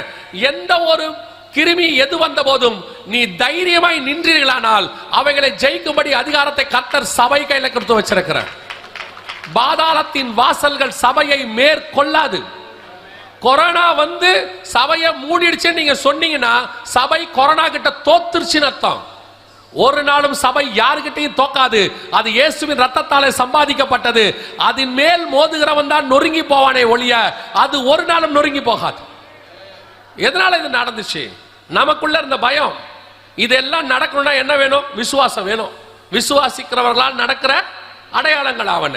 அப்ப இதெல்லாம் நடக்கல. அப்ப என்ன அர்த்தம்? விசுவாசம் இல்லைன்னு அர்த்தம். மனுஷகுமாரன் வரும்போது என்ன காண்பாரோ? விசுவாசத்தை காண்பாரோ. அப்ப கொரோனா நேரத்தில் கர்த்தர் வந்திருந்தா சபை இயேசுநாதருக்கே கதவு மூடிடுச்சு. சபை இயேசுநாதருக்கே பயம், உள்ள வர விட மாட்டுருச்சு. அந்த அளவுக்கு கொரோனா பயம் உள்ளே வந்துருச்சு. விசுவாசம் போயிருச்சு நம்ம எல்லாருக்கும். அத்தனை பேருக்கு தான் சொல்றேன், கொரோனா கொரோனா கொரோனான்னு ஒண்ணும் யாரும் வெளியே வரல. ஒருத்தர் வரல. ஊழியக்காரங்களே பாதி பேர் வீடு காலி பண்ணிட்டு போயாச்சு. போனையே எடுக்கல கொஞ்சம் பேர். கவனித்துக் கொள்ளுங்கள். இரண்டாவது அந்த சொல்லப்பட்டதான 6ஆம் அதிகாரம் 4ஆம் வசனத்தில் சொல்லப்பட்டதான காரியம் நம் கண்களுக்கு முன்பாக நடந்தது. உலகம் எங்கும் மிகப்பெரிய கொள்ளை நோய் வந்துச்சு. ஒருவரை ஒருவர் கொலை செய்யத்தக்கதாக வந்தது. ஒரு பெரிய பட்டயம், ஒரு பெரிய கொள்ளை நோய் வந்தது. இதற்கான எச்சரிப்பையும் கர்த்தர் கொடுத்தார். சபை ஆயத்தப்படாமல் விட்டுவிட்டுச்சு. ஒருவேளை சபை ஆயத்தப்பட்டிருந்து ஒவ்வொரு விசுவாசியின் வீட்டிலும் ஒரு அற்புதம் நடந்திருக்குமானால் உங்கள் தெருவுக்கு உங்கள் வீடுதான் ஹீலிங் சென்டராக மாறி இருக்கும். ஒன்னும் செஞ்சிருக்க மாட்டான். உங்க வீட்டுக்கு கொரோனா காரங்களை கூட்டு வந்து வரிசையில நின்றுப்பான். எப்படி தெரிஞ்சிருக்கும் தெரியுமா? யோசிச்சு பாருங்களேன். எகிப்துல ஒரு வாதை வந்துச்சு. வாதை மடிஞ்சு மறுநாள் போகும்போது என்ன எகிப்துக்காரலாம் பேசியிருப்பான் தெரியுமா? ஏம்பா இது எகிப்துக்காரனை மட்டும்தான்பா தாக்குச்சான், இந்த இஸ்ரவேல் காரனை தாக்கவே இல்லையா பேசியிருப்பான். அதே காரியத்தை இந்த கொரோனாவில் கர்த்தர் செஞ்சிருப்பாரு. நீங்களும் நானும் விசுவாசம் உள்ளவர்களாய் இருந்தார். இந்தியா முழுக்க சர்வே எடுத்திருப்பான். யாரெல்லாம் குறைவாய் பாதிக்கப்பட்டார்கள், யார் வீட்டுக்குள் கொரோனா போகலன்னு எடுத்தா எல்லார் வீட்டுக்குள்ளேயும் போச்சுப்பா. ஆனா இந்த ஆவிக்குரிய கிறிஸ்தவர்கள் வீடுகளுக்குள்ள கொரோனா போகவில்லை, அங்கே ஒரு மரணமும் இல்லை என்கிறத நான் சாட்சி வந்திருக்குமானால் சுவிசேஷம் இந்தியாவில் தானாய் பரவி இருக்கும். தானா பரவி இருக்கும். நம்ம கொரோனாவை பார்த்து ஓடிட்டோம். கொரோனா வீட்டு வாசலுக்கு வரவே இல்லை. டிவியை பார்க்கறது, நியூஸை பார்க்கறது. நியூஸை பார்த்த உடனே நியூஸ்காரன் இருக்கான் பாருங்க, அவன் பிசாசினுடைய தூதன் மாதிரி. அவன் டிவியில போடும்போது எப்படி போடுறான்? கொத்து கொத்தாய் ஜனங்கள் மடிகிறார்கள், பிணங்களை எரிக்க இடமில்லாமல் மயானம் முழுவதும் குவிந்து கிடக்கிறது, தெருக்களின் ஓரத்தில் பிணங்கள். இதுக்கு என்ன பயம் வந்துருச்சு? நாளைக்கு நம்ம தான் போல, நம்ம வீட்டுக்குள்ள தான் போல. ஆனா நான் சொல்லுவேன், இந்த கொரோனால ஒரே ஒரு நன்மை நடந்துச்சு. என்ன நடந்துச்சு தெரியுமா? ரொம்ப அநியாயம் தான், கொடுமை தான். ஒரு நன்மை நடந்துச்சு. என்னன்னா, கொரோனாவுக்கு நடுவில் ஒருத்தர் எனக்கு ஃபோன் பண்ணார். ஃபோன் பண்ணி, பிரதர் எங்கேயாவது ஞானஸ்தானம் எடுக்க முடியுமான்னு கேட்டார். எனக்கு ரொம்ப ஆச்சரியமாயிருச்சு. என்ன பிரதர் சொல்றீங்க, சபையெல்லாம் மூடிட்டாங்களே, இப்ப எங்க ஞானஸ்தானம் எடுக்கிறது? அவர் சொன்னார், இல்ல பிரதர் கொஞ்சம் உடனே எடுக்கணும், ஏதாவது ஏற்பாடு பண்ண முடியுமான்னு. நான் கேட்டேன், இவ்வளவு அர்ஜென்ட்டா எடுக்கணும்னு ஏன் சொல்றீங்கன்னு கேட்டேன். அப்ப அவர் சொன்னாரு, நான் பயப்படாம தான் இருந்தேன். நேற்று எதிர் வீட்டில் ஒருத்தர் இறந்துட்டாரு, போன வாரம் பக்கத்து வீட்டில் ஒருத்தர் போயிட்டாரு. எனக்கு என்னவோ ஞானஸ்தானம் எடுத்து வச்சுக்கிட்டா நல்லதோன்னு தோணுது. ஏன்னா அவருக்கு போயிருவோங்கிற பயம் வந்துருச்சு. நம்ம சபை திறந்திருந்த காலத்தில் ஞானஸ்தானம் எடுங்கன்னு சொல்லி சொன்னா ஒருத்தரும் வரதில்லை. இந்த மாதிரி ஏதாவது ஒரு டிவியில நியூஸ் போட்டா தான் வருவேங்கிறிய. கொரோனாவில் நடந்த ஒரு நன்மை தான், கவனிச்சு கொள்ளுங்க. நமக்கு ஒரு நல்ல வாய்ப்பு கிடைச்சிச்சு. அநேகரை சுகமாக்கி இருக்க முடியும். மருந்து இல்லாமல் ஜனங்கள் ஐசியூல இருக்கும் போது சுகமாகி இருந்த இதே மாதிரி ஒரு குவாரண்டைன் மருந்து இல்லாத ஒரு காலம், ஜனங்களை ஊருக்குள்ள விடக்கூடாது, தள்ளி வைக்கணும்னு சொல்லி இயேசு காலத்துல இருந்துச்சு. அன்னைக்கு அந்த வியாதிக்கு பேரு குஷ்டரோகம். ஊருக்குள்ள விட மாட்டான், பார்த்தா கல்லெறிஞ்சு கொன்னுடுவான், குவாரண்டைன் பண்ணி வச்சிருந்தான். ஆனால் இயேசு 10 குஷ்டரோகியை ஒன்னா சுகமாக்கி விட்டார். பார்க்கிற குஷ்டரோகியெல்லாம் சுகமாக்கினாரு. குஷ்டரோகிகளை சுகமாக்கி, குஷ்டம் என்பது சுகமாக்குற வியாதி என்பதை இயேசு நிரூபித்து காட்டி விட்டார். அப்படி ஒரு அற்புதம் இப்ப நடந்திருக்கணும், சபைகளுக்குள்ள நடந்திருக்கணும். தெய்வீக சுகம் எல்லா பக்கமும் நடந்திருக்குமானால் நீங்க தேடி போக வேண்டாம், ஜனங்களே சபைக்கு தேடி வந்து ஆண்டவன்மாரே ரட்சிக்கப்பட என்ன செய்ய வேண்டும் என்று கேட்டிருப்பார்கள். நடந்தது இப்படிதான் நடந்திருக்கும். இதான் உண்மை. நல்ல வாய்ப்பை நாம் இழந்து விட்டோம். நாம் இழந்தது மட்டும் இல்ல, நாமளே பயந்து கொரோனால சாகக்கூடாதுன்ற அளவுக்கு நாம போயிட்டோம். இப்போ ஆண்டவர் நமக்கு 2வது காரியத்தை நடத்தி இருக்கிறார்.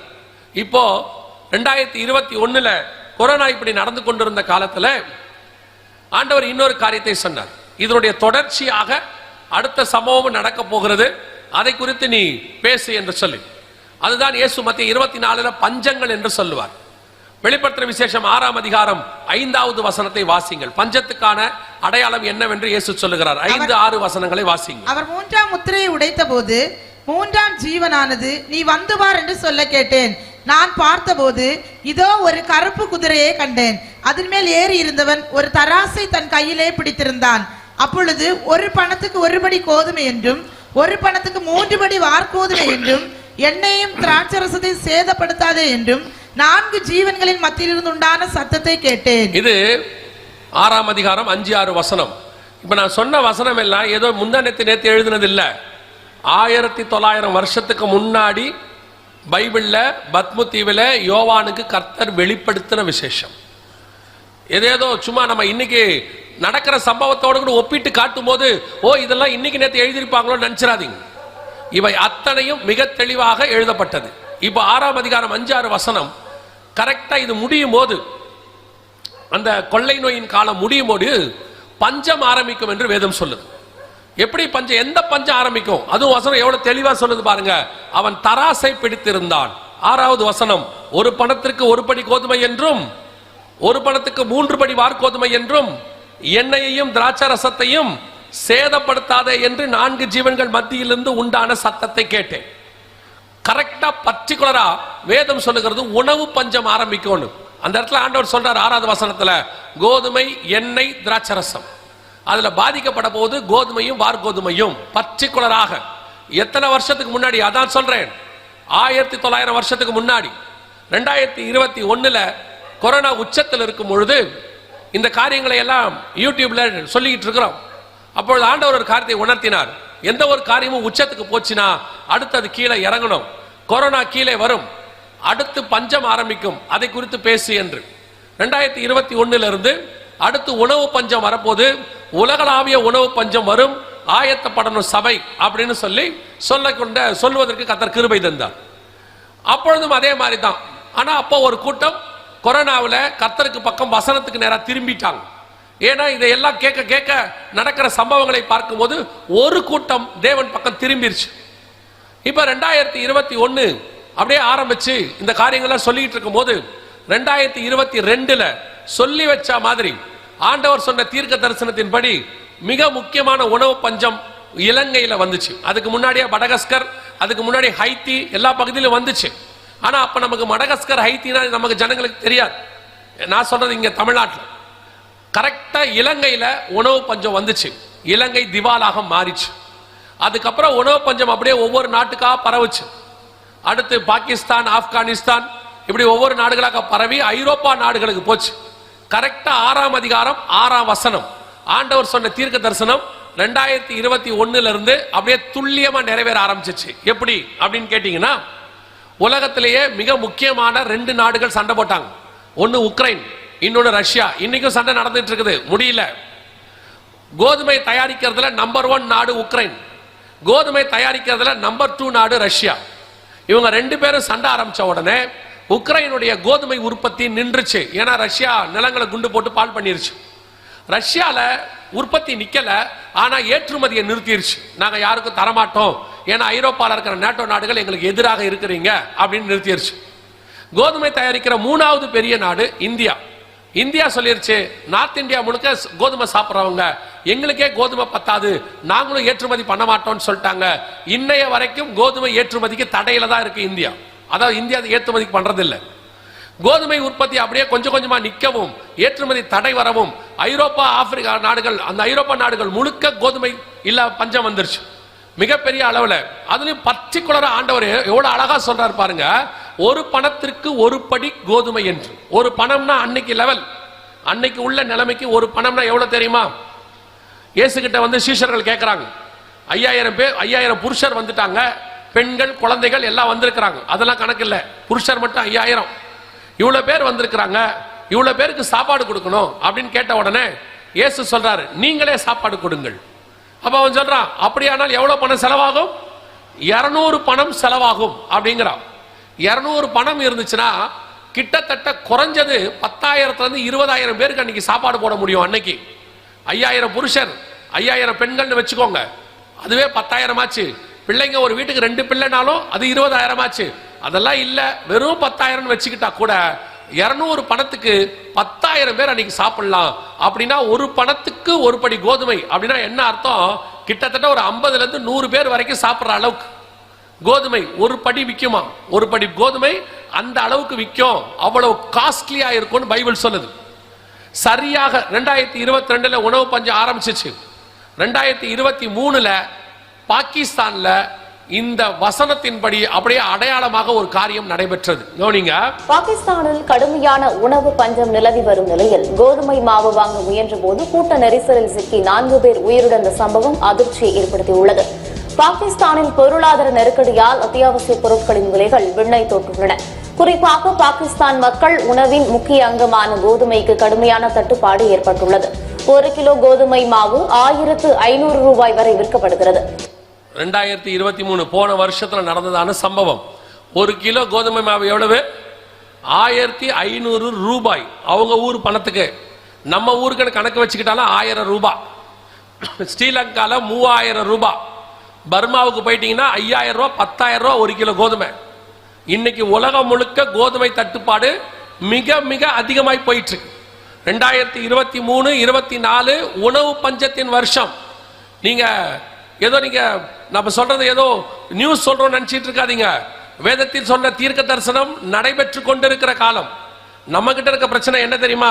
தீர்க்க தரிசனம் நடந்துச்சு அப்படின்னா நம்பிடுவீங்க, ஏன்னா ஏற்கனவே நடந்துருச்சு. நடக்க போகுது அப்படின்னால விசுவாசிப்பீங்க, ஆண்டவர் சொல்லியிருக்கிறாரு வரப்போகுது. ஆனா நம்ம கிட்ட நடந்துகிட்டு இருக்குதுன்னா ஒத்துக்க மாட்டீங்க. அதெல்லாம் ஆண்டவர் கிருபை உள்ளவர், நம்ம காலத்துல எதுவுமே செய்ய மாட்டார். ஏன்னா நம்மளை பொறுத்த வரைக்கும் நல்லா சாப்பிடணும், தூங்கணும், தூக்கத்திலேயே உயிர் போயிடணும், அப்படியே பரலோகத்துக்கு போயிடணும். நம்ம எந்த உபத்திரவத்துக்குள்ளேயும் போக கூடாதுன்னு நினைக்கிறவங்க நம்ம. ஆனால் உபத்திரவத்துக்குள்ளே போகாம சபை பரலோகத்துக்கு வராதுன்னு பைபிள் சொல்லுது. இடுக்கனான வாசல் வழியே பிரவேசிங்கள் தான் இருக்கு. ஆனா நமக்கு பவுலுக்கு வந்த மாதிரி உபத்திரவம்லாம் இல்ல. பட்டணந்தோறும் அடிக்கப்படல, மிலாறுகளால் அடிக்கப்படல. நீங்க கடல் மேல இத்தனை 10 நாள் 13 நாள்லாம் இல்ல. ஏதோ இருக்கிற பிரச்சனை, கொஞ்சம் பிரச்சனை, இதுக்கே நாம தாங்க மாட்டேங்கிறோம். இதுவே நடக்க கூடாதுன்னு சொல்றோம். நம்ம கண்ணுக்கு முன்னாடி வேதத்தில் சொன்ன தீர்க்க தரிசனம் துல்லியமாக 1 கிலோ கோதுமை மாவு 1500 ரூபாய். இன்னும் ஏறும். இப்பவும் சொல்றேன், நீங்க நினைச்சுக்காதீங்க சவுத் இந்தியால இருக்கிறோம் அப்பா நம்ம பரவாயில்ல, ஏதோ பரவாயில்ல, கோதுமைக்கு தான் பிரச்சனைன்னு. உணவு பஞ்சம் எல்லாத்துக்கும் வர தொடங்கிருச்சு. உங்களுக்கு தெரிஞ்சிருக்கும்னு நினைக்கிறேன் 1 கிலோ அரிசியோட விலை என்னன்னு.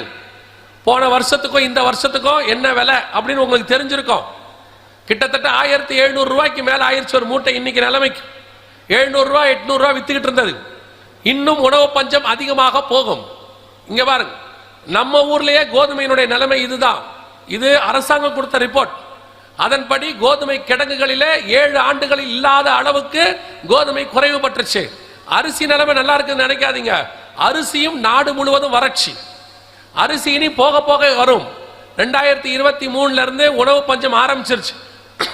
2024 இந்த வருஷம் அடுத்த வருஷம் எல்லாம் உணவு பஞ்சத்தினுடைய உச்சத்துக்கு போக போறோம்.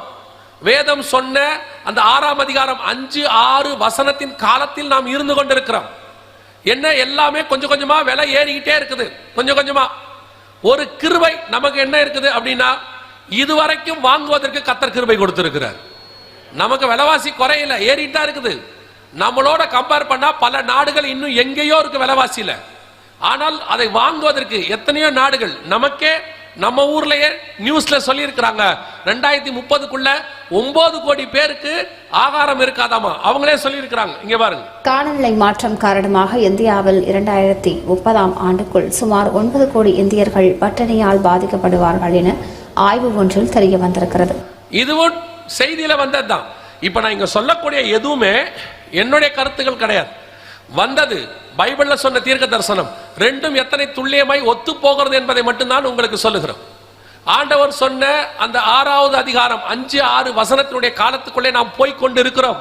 நம் கண்களுக்கு முன்பாக உலகம் நுழைஞ்சிருச்சு. இவைகளுக்கு நடுவில் இஸ்ரேல் அமாஸ் பிரச்சனை அதிகமாக ஹவுதீஸ் ஏமன்காரங்க செங்கடல்ல வரக்கூடிய கப்பல் எல்லாம் அடிச்சாங்க, நீங்க பார்த்திருப்பீங்க. அதுலயும் இப்ப உணவு அதிகமாயிருச்சு, உணவினுடைய விலை அதிகமாயிருச்சு, கப்பல்கள் போக முடியல. அதை தாண்டி பனாமா கால்வாய் போன வாரம் வத்தி போச்சு. அங்க பசிபிக்குக்கும் அட்லாண்டிக்கும் நடுவில் வர வேண்டிய ஒரு கப்பலும் வரல, அதுலயும் விலைவாசி ஏற தொடங்கிருச்சு. இப்ப எல்லா பக்கமும் யுத்தம். ஈரான் யுத்தத்தை ஆரம்பிச்சிருக்கு.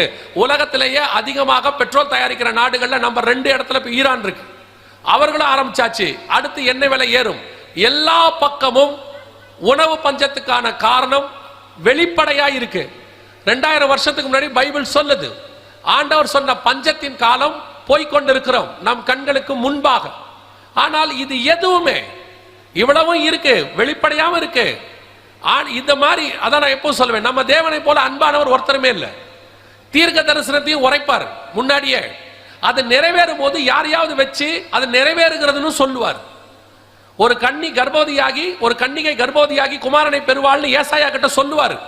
அது நிறைவேறும் பொழுது ஒரு தூதனை அனுப்பி அவர்களுக்கு அதை தெரியப்படுத்துவார். தாவீதின் ஊரிலே ரட்சகர் பிறந்திருக்கிறார்னு.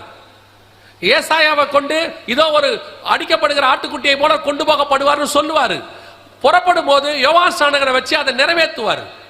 தீர்க்க தரிசனத்தை உரைப்பாரு, நிறைவேறும் போது அது நிறைவேறுகிறதுன்னு சொல்லுவாரு. இந்த மாதிரி ஜனங்கள் மேல அன்புள்ள ஒரு தேவனை உலகத்தில் வேற எங்கேயுமே நீங்கள் பார்க்க முடியாது. அந்த ஒரே தேவன் ஆண்டவராகிய இயேசு கிறிஸ்து ஒருவர் மட்டுமே. இத்தனை துல்லியமான தீர்க்க தரிசனம். ஏன் உடனே எல்லாரும் கேட்பாங்க, ஓ அப்படி இவ்வளவு சொல்ற ஆண்டவர் இதையெல்லாம் தடுக்க கூடாதா, இதுல செய்யக்கூடாதான்னு. ஆண்டவர் தடுக்கிறதுக்கு தான் எத்தனையோ முறை ஜனங்கிட்ட பேசிட்டார். சொன்னா ஜனங்க கேட்கணும் இல்ல. உங்கள் பாவ வழிகளை விட்டு திரும்புங்க, திரும்ப மாட்டான். மனம் திரும்ப மாட்டான். இவன் செய்யறதெல்லாம் செஞ்சுக்கிட்டே இருப்பான், நியூக்ளியர் குண்டு வெடிச்சுக்கிட்டே இருப்பான், ஜனங்களை கொடுமைப்படுத்திக்கிட்டே இருப்பான். ஆனால் செய்ய வேண்டிய காரியங்களை கர்த்தர் மட்டும் அதை செஞ்சுக்கிட்டே இருக்கணும்பா. கர்த்தர் திருப்பி சொல்றாரு, எந்த சூழ்நிலையிலும் உன்னை தூக்கி எடுக்க தேவன் வல்லமை உள்ள தேவனாக இருக்கிறார். பைபிள்ல ஒரு காரியம் இருக்கு, ஆண்டவர் அழகா எந்த சூழ்நிலையிலும் காப்பாற்றுவார் என்றதுக்கு. மரித்து சில நிமிஷங்கள் சில மணி நேரங்கள் ஆன யவீருவின் மகளை கர்த்தர் உயிரோடு கூட எழுப்பினார். மரித்து 1 நாள் 2 நாள் ஆன நாயின் ஒரு விதவையினுடைய மகனை கர்த்தர் உயிரோடு கூட எழுப்பினார். மரித்து 4 நாள் ஆன லாசருவை கர்த்தர் உயிரோடு கூட எழுப்பினார். மரித்து உலர்ந்த எலும்புகளாய் போன எலும்புகளை மீண்டும் உயிரட பண்ணி மீண்டும் சேனையாய் நிற்க வைக்க கர்த்தர் உயிரோடு கூட கொண்டு வந்தார். எந்த சூழ்நிலையிலும் உயிரடைய பண்ண கர்த்தர் வல்லமை உள்ளவராய் இருக்கிறார். கர்த்தர் எதிர்பார்க்கிறது ஒன்னே ஒண்ணுதான், அவர் இருதயத்துல, உன்னுடைய இருதயத்துல நீ அவரை ஏற்றுக்கொள்ள வேண்டும் என்று கர்த்தர் விரும்புகிறார். அவ்வளவுதான். உன்னை விட்டு கொடுக்க வேண்டும் என்று விரும்புகிறார். எந்த சூழ்நிலையிலும் உன்னையும் உன் குடும்பத்தையும் உன் சூழ்நிலைகளையும் மாற்றி உன்னை ஆசீர்வதிக்க தேவன் வல்லமை உள்ள தேவனாக இருக்கிறார். ஆனா மனுஷனுடைய வைராக்கியம், பாவத்தை விட்டு மனம் திரும்பாத சுபாவம், அப்படி இங்க உட்கார்ந்துகிட்டு எல்லாத்தையும் இப்ப இங்கவே உட்கார்ந்து இருக்கிறாங்க. எத்தனை பேர் செய்தி போய்கிட்டு இருக்குன்னு நினைக்கிறீங்க? நீங்க கீழே உட்காந்துருக்கீங்க, நான் மேல உட்காந்துருக்கேன், இங்க உட்காந்து பாக்குறேன், இங்கேயும் உட்காந்து ஒரு கூட்டம் வேடிக்கை பார்த்து சிரிச்சு உட்காந்துட்டு இருக்குது. இது மண்டையில ஏறல, வசனம் போகல. ஆனா சொல்லுவாங்க, கர்த்தர் எப்படி நியாய தீர்ப்புக்கு எங்களை விட்டுட்டாரு பாஸ்டர். உட்கார்ந்து இருக்கும் போதே செய்தி கேட்க முடியலையே உங்களால? உட்கார்ந்து வேடிக்கை பார்த்து விளையாடிட்டு இருக்கிறீங்களே. உள்ளே உட்கார இடம் இல்லாம ஒருத்தர் வெளியே நின்று கேட்டுக்கிட்டு இருக்கிறான். ஆனா உள்ளே உட்கார்ந்து உன்னால செய்தி கேட்க முடியல. யார் மேல் கர்த்தர் கிருபை உள்ளவராக இருப்பார்? பக்கத்துல உட்கார்ந்து இருக்கிறதான ஐஸ்வர்யவான் மேல அல்ல, தூரத்தில் நிற்கிற லாசருவின் மேல கர்த்தர் கிருபை உள்ளவராக இருந்தார். அதுதான் இப்ப நடைபெற்றுக் கொண்டிருக்கிறது. நல்லா தெரிஞ்சுக்கொள்ளுங்க, இவ எதுக்கும் கர்த்தர் காரணம் இல்லை. ஆனா இதெல்லாம் இப்படித்தான் மனுஷன் செய்ய போறான்னு கர்த்தருக்கு தெரியும், முன்பதாகவே சொல்லிவிட்டார். ஆண்டவர் சொன்னபடி துல்லியமாக பஞ்சத்தின் காலம் போய்கொண்டிருக்கிறது. எனக்கு அந்த வசனத்தை வாசிக்கும் போது நான் ரொம்ப ஆச்சரியப்பட்ட ஒரு விஷயம் என்னன்னா, அந்த 6ஆம் அதிகாரம் 6ஆம் வசனத்துல ஒரு பணத்திற்கு ஒரு படி கோதுமை என்றும் ஒரு பணத்துக்கு 3 படி வார்கோதுமைன்னு சொல்லிட்டு எண்ணெயையும் திராட்சை ரசத்தையும் சேதப்படுத்தாதேன்னு இருக்கும். 2 பொருள் இவைகள் நடக்கும் போது சேதப்படாம இருக்குமா? எந்த பொருள் அப்படின்னு கேட்டா எண்ணெயும் திராட்சை ரசமும். 1900 வருஷத்துக்கு முன்னாடி பைபிள்ல இருக்கு. இன்னைக்கு உலகத்தின் பொருளாதாரத்தை காப்பாற்றக்கூடிய உலகத்தின் மைய பொருள் எது தெரியுமா? கச்சா எண்ணெய். இதுதான் இன்னைக்கு உலகத்தின் பொருளாதாரத்தை காப்பாத்திக்கிட்டு இருக்குது. இன்னைக்கும் பேரல் விலை குறைவா தான் இருக்குது. இன்னைக்கும் எண்ணெய் அநேக நாடுகளுக்கு மிக வருவாய் கொடுக்கக்கூடியதா இருக்குது. ஆனால் இந்த கச்சா எண்ணெய் பூமிக்கடியிலிருந்து முதல்ல தோண்டி எடுத்தது 1857 கலிபோர்னியால, அமெரிக்காவில் தான் எடுத்தாங்க. அதற்கு பிறகு இன்னைக்கு உலகத்தில் நம்பர் 1 நாடு சவுதி அரேபியா. அவங்க ஊர்ல கச்சா எண்ணெயை எடுத்தது 1946. யோசித்து பாருங்க, 20ஆம் நூற்றாண்டுல தான் எண்ணெய் தோண்டி எடுக்கப்படுகிறது. ஆனா 2000 வருஷத்துக்கு முன்னாடி பைபிள் சொல்லுது, அன்னைக்கு இந்த காரியம் பஞ்சத்தின் காலம் வரும்போது எண்ணெய் சேதப்படாமல் இருக்கும். ஆண்டவர் சொன்ன தீர்க்க 2வது வைன் திராட்சரசம். இதை பத்தி நான் உங்களுக்கு சொல்ல வேண்டிய அவசியமே இல்லை. இன்னைக்கு உலகத்தை பல நாடுகளை வைன் தான் காப்பாத்திக்கிட்டு இருக்கு. கர்த்தர் சொன்னபடி துல்லியமாக ஒவ்வொரு தீர்க்க தரிசனமும் நம் கண்களுக்கு முன்பாக ஆமென்றும் ஆமென் என்றும் நடைபெற்றுக் கொண்டிருக்கிறது. இதோட கூட சேர்ந்து இன்னும் ஒரு காரியமும் நடக்கும். அதையும் சொல்லிட்டு நான் இந்த 4ஆம் நாள் கூட்டத்தினை ஜெபித்து முடிக்க விரும்புகிறேன். இன்னும் ஒரு காரியம் கண்டிப்பாக இதோடு கூட நடக்க போகுது. இந்த பஞ்சம் உச்சத்தில் இருக்கும்போது திருப்பியும் சொல்றேன், உங்க தீர்க்க தரிசிகள் ஜனவரி மாசம் என்ன சொல்லுவாங்கன்னா எங்களுக்கு தெரியாது. ஏன்னா உங்க தீர்க்க தரிசிகள்கிட்ட பேசுற இயேசு ஜனவரி மாசம் 1ஆம் தேதி 2ஆம் தேதி மட்டும்தான் பேசுவேங்கிறார். ஆனா வேதத்தில் இருக்கிற இயேசு டெய்லி உங்களோடு கூட பேச வல்லமை உள்ளவராக இருக்கிறார். உங்களோடு இருக்கிற பரிசுத்த ஆவியானவர் டெய்லி பேசுவார். நீங்க அடுத்த ஜனவரி 1ஆம் தேதி வரும்போது 2ஆம் தேதி வரும்போது என்னெல்லாம் உங்க ஆட்கள் சொல்ல போறாங்கன்னு எங்களுக்கு தெரியாது. ஏன்னா தமிழ்நாடு இருக்கிறதுலே பயங்கரமான நாடு. உலகத்திலே அதிக தீர்க்க தரிசிகளை கொண்ட நாடு தமிழ்நாடு தான். சென்னையிலிருந்து கன்னியாகுமரி வரைக்கும் ஒரு 5000 தீர்க்க தரிசி இருப்பாங்க. எல்லா ரேஞ்சிலையும் தீர்க்க தரிசி இருக்கிறாங்க. 50 ரூபாயில இருந்து 5000 வரைக்கும். வீட்டுக்கு ஒரு தீர்க்க தரிசி வேற வச்சிருக்கிறீங்க நீங்க எல்லாம். நீங்க போய் கேட்கிற தீர்க்க தரிசியும் இருக்கிறாரு, வீட்டுக்கு வந்து சொல்ற தீர்க்க தரிசியும் இருக்கிறாரு. போன்லயே தீர்க்க தரிசனம் உரைக்கிறவங்களும் இருக்கிறாங்க. ஹோட்டல்ல ரூம் போட்டு தீர்க்க தரிசனம் சொல்றவங்களும் இருக்கிறாங்க. அதனால உங்களுடைய தீர்க்க தரிசன விளையாட்டுகளுக்கெல்லாம் நாங்க வரல. நாங்க சொல்றது பைபிள்ல உள்ளது, வசனத்துல உள்ளது. இவைகள் 100% நடக்கும். ஏன்னா இது பைபிள்ல உள்ளது. அதன் அடிப்படையில் 2023, 24, 25 உணவு பஞ்சத்தினுடைய காலமாகத்தான் இருக்கும். சரி, இதை ஒட்டி இன்னொரு சம்பவம் நடக்கும். அதுக்கு முன்னாடி இந்த உணவு பஞ்சம் வரும்னு சொல்லிட்டீங்களே, அப்படின்னா உணவு பஞ்சத்துல நம்ம தப்பிக்கிறது எப்படி அப்படின்னு சொல்லிட்டு கன்வென்ஷனுக்கு வந்திருக்கிற நீங்க அத்தனை பேரும் போகும்போதே ஆளுக்கு 5 மூட்டை அரிசி வாங்கிட்டு போயிட போறியா? உடனே அந்த முடிவு எடுத்துறாதீங்க. நாளைக்கு கன்வென்ஷனுக்கு கூட வராம எல்லாரும் வீட்டில் பொருட்களை வாங்கி சேமிக்க தொடங்கிறாதீங்க. அப்படி சேர்த்து வச்சீங்கன்னா இன்னொரு வசனம் நடக்கும். அதே என்ன தீர்க்கதரிசனம் தெரியுமா? சேர்த்து வைக்காதே, சேர்த்து வைத்தால் அதை பூச்சும் திருடனும் என்ன செஞ்சிருவாங்க? அழுத்துருவாங்க. அதனால சேர்த்து வைக்க முடியாது. இப்ப என்னதான் பண்ணணும்? உணவு பஞ்சமும் வருங்கிறீங்க, சேர்த்து வைக்க கூடாதுங்கிறீங்க. அப்ப என்னதான் செய்யணும்? வேற ஒண்ணும் செய்ய வேணாம். உணவு பஞ்சம் வரும், இவைகளெல்லாம் சம்பவிக்க வேண்டியதே. ஆனால் இது எதுவும் தேவ பிள்ளைகள் வீட்டுக்குள்ளே வராது. தேவன் அதை அனுமதி கொடுக்க மாட்டார். தேவன் வீட்டுக்குள்ளே இருக்கிற எந்த தேவ பிள்ளைகள் வீட்டுக்குள்ளேயும் இது வராது. அப்படிதான் பைபிள்ல சொல்லி இருக்குது. இஸ்ரவேல் முழுக்க பஞ்சம் வந்தது, அது எலியா இருக்கிற வீட்டுக்குள் மட்டும் வரவில்லை. அங்க இருக்கிற மாவும் எண்ணெயும் அந்த பஞ்சகாலம் முடிகிற வரைக்கும் குறைவுபடாமல் இருந்தது என்று நீங்க 1 ராஜாக்கள்ல வாசிக்கலாம். அப்படியானால் அந்த தேவன் இன்னும் ஜீவனோடு கூட இருக்கிறார். உங்கள் வீட்டுக்குள்ள இயேசு கிறிஸ்து இருப்பாரானால், பரிசுத்த ஆவியானவர் உலாவுவாரானால், உங்க வீட்டுக்குள்ள தேவ பிரசன்னம் இருக்குமானால், நிச்சயம் எந்த வாதையும் உங்கள் வீட்டுக்குள்ள அணுகாதபடி கர்த்தர் பாதுகாக்க வல்லமை உள்ளவராய் இருக்கிறார். அல்லேலூயா. வாக்குத்தத்தம் அதுதான், வாதை உன் கூடாரத்தை அணுகாது. ஆனால் உங்கள் வீட்டில் தேவனுக்கு பதிலாக டிவி ஓடினால், தேவனுக்கு பதிலாக கிரிக்கெட் ஓடினால், தேவனுக்கு பதிலாக பாக்ஸிங் ஓடினால், தேவனுக்கு பதிலாக சீரியல் ஓடினால், தேவனுக்கு பதிலாக பிக் பாக்ஸ் ஓடினால், உங்கள் வீட்டுக்குள் வாதை வரதான் செய்யும். எல்லாருக்கும் வந்த மாதிரி உங்களுக்கும் வரும். உங்க வீட்டுக்கு மட்டும் வரும்னு சொல்லல, உலகத்தாருக்கு எப்படி வருதோ அப்படியே உங்களுக்கு வரும்.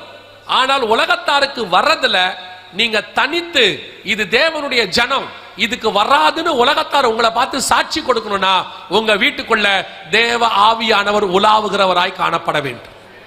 வீட்டுக்குள்ள நான் டிவியும் போட்டுப்பேன், சினிமாவும் பார்த்துப்பேன், சீரியலையும் பார்த்துப்பேன், அதே நேரத்தில் வாதையும் வரக்கூடாதுன்னா வராது. ரெண்டு நினைவுகளால் குந்தி குந்தி நடக்கிறவங்களால முடியாது. ஒன்று கர்த்தர், இல்லை பாகால். ஏதாவது ஒன்று தான் வீட்டுக்குள்ள இருக்கணும். ஆண்டவர் உங்களுக்கு இப்பொழுது அந்த வாய்ப்பை கொடுக்கிறார். இப்போ ஆண்டவர் வாய்ப்பு கொடுக்கிறார். நினைச்சுக்காதீங்க, ஓ நாம கன்னியாகுமரியில் இருக்கிறோம், தமிழ்நாட்டிலேயே பிளஸட் ஃபுல் டிஸ்ட்ரிக்ட், அதனால எங்களுக்கு எதுவும் நடக்காது அப்படின்னு நினைக்காதீங்க. எருசலேமையே மண்மேடாக்கி போட்ட ஆண்டவர். எரேமியா 26:18 வாசிக்கிறோம், எருசலேம் மண்மேடாகி போகணும் வசனம் சொல்லுது. கர்த்தருக்கு உண்மையாய் இருக்கிற ஜனங்களை ஒரு நாளும் கர்த்தர் கைவிடவே மாட்டார். ஆனால் போலி வேஷம் போட்டுக்கிட்டு வெளியே ஆவிக்குரிய வேஷம், உள்ளுக்குள்ள போய் ஊழியக்காரங்களுக்கு தெரியாம எல்லா வேலையும் சேட்டையும் பண்ணிக்கிட்டு இருந்தீங்கன்னா கண்டிப்பாக கர்த்தருக்கு முன்பாக எல்லாம் வெளியரங்கமாக இருக்கிறது. ஊழியக்காரங்க உங்களை நம்பிடுவாங்க, தேவனுக்கு முன்பாக ஆண்டவருக்கு எல்லாம் தெரியும். அதனால இந்த உணவு பஞ்சம் உலகம் முழுக்க வரும். அவைகளுக்கு நடுவுல கர்த்தர் உங்களுக்கு வராதபடி பாதுகாக்க வல்லமை உள்ளவராய் இருக்கிறார். எப்படி செய்வார் அப்படின்னு கேட்டீங்கன்னா வெரி சிம்பிள். கவனிங்க, நீங்க எதையும் வாங்கி சேர்த்தெல்லாம் வைக்காதீங்க. ஆண்டவர் வர்த்திக்க பண்ணுகிறதான தேவன். உணவு பஞ்சம் வரும், ஆனால் எவ்வளவு உணவு விலைவாசி ஏறினாலும் அவைகளை வாங்கத்தக்க அளவுக்கு கர்த்தர் உங்கள் கரங்களை பலப்படுத்த வல்லமை உள்ள தேவனாய் இருக்கிறார். உங்களுக்கு எனக்கும் தனியா விலைலாம் குறையாது. நம்மளை பார்த்தவன விலையை குறைக்க மாட்டான், விலையை ஏத்திடுவான். ஏன்னா நம்மளை பார்த்தாலே நம்ம முகமே பஞ்சத்தில் அடிபட்ட முகம் மாதிரி இருக்காது. நம்மளை பார்த்தாலே நம்ம முகத்துல தேவ பிரசன்னம் ஒன்று இருக்குதா, அது பார்க்கறதுக்கே ஆசீர்வாதமா இருக்கிற மாதிரி இருக்கும். நம்மளை பார்த்தா எதுக்கும் ஒரு 10 ரூபாய் எக்ஸ்ட்ரா கேட்கலாம் தான் தோணும் அவனுக்கு. அப்படிப்பட்ட சூழ்நிலையிலையும் சொல்றேன், கர்த்தர் நம்மை வாங்குவதற்கு பலப்படுத்துவார். உங்கள் வீட்டில் இருக்கிற மாவும் எண்ணெயும் குறைவுபடாதபடிக்கு நடத்துவதற்கு கர்த்தர் வல்லமை உள்ள தேவனாக இருக்கிறார். அல்லேலூயா. இவையெல்லாம் சம்பவிக்க வேண்டியதுதான், திருப்பி சொல்றேன். ஆனால் இதை அணுகாதபடிக்கு கர்த்தர் பார்த்துக் கொள்வார். இன்னும் ஒரு காரியம் மிக முக்கியமாக நடைபெற வேண்டியது, 6ஆம் அதிகாரம் 8ஆம் வசனம். அதை மாத்திரம் சொல்லிவிட்டு நான் முடிக்க விரும்புகிறேன். ஒருவேளை பாஸ்டர் சொன்னாங்க அடுத்த வருஷம் நீங்க வரணும்னு. அடுத்த வருஷம் ஒருவேளை வர முடிந்தால் இந்த 4வது இப்ப நம்ம வாசிக்கிற வசனம் அப்ப நடந்துகிட்டு இருக்க நிறைய வாய்ப்பு இருக்கு. இந்த 2030க்குள்ள இவைகள்லாம் நடக்கிறதுக்கு நிறைய வாய்ப்பு இருக்குது. அப்படி நடந்தால் இந்த சம்பவத்தை அப்பொழுதும் உங்களுக்கு எக்ஸ்பிளைன் பண்ணுவோம். ஒருவேளை வர முடியவில்லை, ஏதோ ஒரு சூழ்நிலை அப்படின்னா இப்பவே சொல்லிட்டு போகணும் தான் நான் உங்களுக்கு சொல்றேன். 6ஆம் அதிகாரம் 8ஆம் வசனம், வெளிப்படுத்தின விசேஷத்தை வாசிங்க. நான் பார்த்தபோது இதோ மங்கின நிறமுள்ள ஒரு குதிரையை கண்டேன். அதன் மேல் ஏறி இருந்தவனுக்கு மரணம் என்று பெயர். பாதாளம் அவன் பின் சென்றது. பட்டயத்தினாலும் பஞ்சத்தினாலும் சாவினாலும் பூமியின் துஷ்ட மிருகங்களினாலும் பூமியின் கார்பங்கில் உள்ளவர்களை கொலை செய்யும்படியான அதிகாரம் அவைகளுக்கு கொடுக்கப்பட்டது. 4 வகையான மிக முக்கியமான அழிவுகள் அடுத்து வரும் என்று வேதத்தில் சொல்லி வச்சிருக்க. இதை ஒட்டி பஞ்சத்துக்கு அடுத்து அது வரும்னு. என்னென்ன 4 அப்படின்னு கேட்டா, 1 பட்டயம், அதாவது யுத்தம். 2வது பஞ்சம். 3வது சாவினாலும், அதாவது பேரழிவு. 4வது கொள்ளை நோய், துஷ்ட மிருகங்களினால் உண்டாகிற மரணம். துஷ்ட மிருகங்களால் உண்டாகிற மரணம்னா எப்படி கொள்ளை நோய் அப்படின்னு கேட்டீங்கன்னா, இப்ப இருக்கக்கூடியதான எல்லா வியாதிகளுக்கும் பாருங்க ஒரு மிருகத்தின் பேர் வச்சிருப்பாங்க. இதெல்லாம் பைபிளுடைய அற்புதமான தீர்க்க தரிசனம். 2000 வருஷத்துக்கு முன்னாடி ஆண்டவர் சொல்றாரு, துஷ்ட மிருகங்களினால் உண்டாகிற மரணம், துஷ்ட மிருகத்தினால் கொலை செய்யப்படுவார்கள். இன்னைக்கு நீங்க பாக்குற எல்லா வியாதியும் பாருங்க, எய்ட்ஸ் சிம்பன்சி குரங்குல இருந்து வந்துச்சு, எபோலா வவ்வால்ல இருந்து வந்துச்சு, மத்திய கிழக்கு நாடுகள்ல கேமல் ஃபீவர்னு ஒண்ணு போயிட்டு இருக்கு, நமக்கு பன்றி காய்ச்சல்னு ஒண்ணு வந்துச்சு, இப்ப கூட கொரோனா ஏதோ ஊகான் மாநிலத்துல பாம்புல இருந்து அங்க இருக்கிற வவ்வால்ல இருந்து வந்துச்சுன்னு சொல்றாங்க. இந்த மிருகங்கள் அவங்க சொல்றதெல்லாம் கவனிச்சு பாருங்க. லேவியராகமத்துல உள்ள துஷ்ட மிருகம், பைபிள்ல எதெல்லாம் துஷ்ட மிருகம்னு சொல்லுதோ எல்லா துஷ்ட மிருகத்தின் பேர்ல வரக்கூடிய வியாதிகள்லாம் அதன் பேர்ல தான் வரும். எப்படி இந்த வைரஸ் வருதுன்னா, அந்த துஷ்ட மிருகங்கள் கழிவுகள் அல்லது அதுல இருந்து வரக்கூடிய எச்சங்கள் எதையாவது எடுத்துதான் இந்த வைரஸ் தயாரிக்கிறாங்கன்னு ஒரு கருத்து சொல்லுது யூடியூப்ல. அதன் அடிப்படையில பார்த்தா இப்ப வரக்கூடிய எல்லாமே ஏதோ ஒரு மிருகத்தின் பேர்ல தான் வருது. பைபிள் சொல்லுது 4 வகையான மரணம் இந்த பஞ்சத்துக்கு அடுத்து வரும். இப்ப அதுக்கு வாய்ப்பு இருக்குதா அப்படின்னு கேட்டீங்கன்னா, நீங்க பாக்குற இஸ்ரேல் ஈரானிய யுத்தம் 3ஆம் உலக யுத்தமாய் மாறும். மூன்றாம் உலக யுத்தமாய் மாறும் பொழுது மிகப்பெரிய பேரழிவை கொண்டு வரும்னு பைபிள் சொன்னது இருக்கட்டும் ஒரு பக்கம். அமெரிக்க அதிபர் ஜான் பைடன் சொல்றார். என்ன சொல்றார் பாருங்க, இந்த யுத்தத்துல எவ்வளவு பேர் பாதிக்கப்படுவாங்க அப்படின்னு அவர் சொல்றார். எவ்வளவு பேர் அப்படின்னு கேட்டீங்கன்னா, இப்ப நடக்கிற இந்த யுத்தம் ரஷ்யாவுக்கும் அமெரிக்காவுக்குமாக மாறி ஃபுல் ஃபிளெட்ஜ்ல நடந்தா 500 கோடி பேர் கொல்லப்படுவார்கள் அவர் சொல்றார். நம்ம சொன்னா நீங்க நம்ப மாட்டீங்க, இவர் பயமுறுத்துறாருலாம் சொல்லுவீங்க. ஜோ பைடன் அமெரிக்க அதிபர் சொல்லி இருக்கிறது இந்தியாவிலே இருக்கிற பெரிய சேனல், அந்த சேனல்ல வந்த நியூஸ் இது. 500 கோடி பேர் கொல்லப்படுவார்கள் என்று அவர் சொல்லி இருக்கிறார். இது நியூக்ளியர் வார் ஸ்டார்ட் ஆனா, இப்ப இருக்க நியூக்ளியர் வார். ஆனா பைபிள் என்ன சொல்லுது, இந்த வார்னால பட்டயத்தினாலும் அடுத்து பஞ்சம், உணவு பஞ்சம் எக்ஸ்ட்ரீம் லெவலுக்கு போகும். பஞ்சம்னா வெறும் அடுத்து உணவு பஞ்சம் இல்ல, இதுக்கு முன்னாடி உள்ளதா உணவு பஞ்சம். இப்ப வரப்போறது, இதை ஒட்டி வரப்போறது தண்ணி பஞ்சம், எல்லாம் சேர்ந்து வரும். உணவு பஞ்சம், தண்ணி பஞ்சம், நல்ல கிளைமேட் பஞ்சம் எல்லாம் சேர்ந்து மொத்தமா வரும். அதோடு கூட மிகப்பெரிய கொள்ளை நோயும் வரும்னு பைபிள் சொல்லுது. இப்ப அனௌன்ஸ் பண்ணி இருக்கிறாங்க, கவனிங்க, ஐநா சபை யூஎன்ல சொல்லி இருக்கிறாங்க, மிகப்பெரிய அளவுல கொரோனாவை விட 20 மடங்கு சக்தி வாய்ந்ததான ஒரு கொள்ளை நோய் வரப்போவதாக. விட மோசமான மற்றொரு பெருந்தொற்றை எதிர்கொள்ள தயாராக இருக்குமாறு உலக சுகாதார நிறுவனத்தின் தலைவர் டெட்ராஸ் அதானம் எச்சரித்துள்ளார். இவங்களே தான் 2018 கொரோனா வரப்போகுதுன்னு சொன்னவங்க. அது மட்டும் இல்ல, இங்கிலாந்துல இந்த மாசம் அந்த பல்கலைக்கழகத்திலிருந்து ரிப்போர்ட் கொடுத்துட்டாங்க, மே மாசத்துக்கு பிறகு மிகப்பெரிய அளவுல கொள்ளை நோய் ஸ்டார்ட் ஆக போகுதுன்னு கொடுத்திருக்கிறாங்க. இப்போ தேவன் வேதத்துல சொல்லி வைத்த எல்லா தீர்க்க தரிசனங்களும் கண்களுக்கு முன்பாக நடக்க போகுது.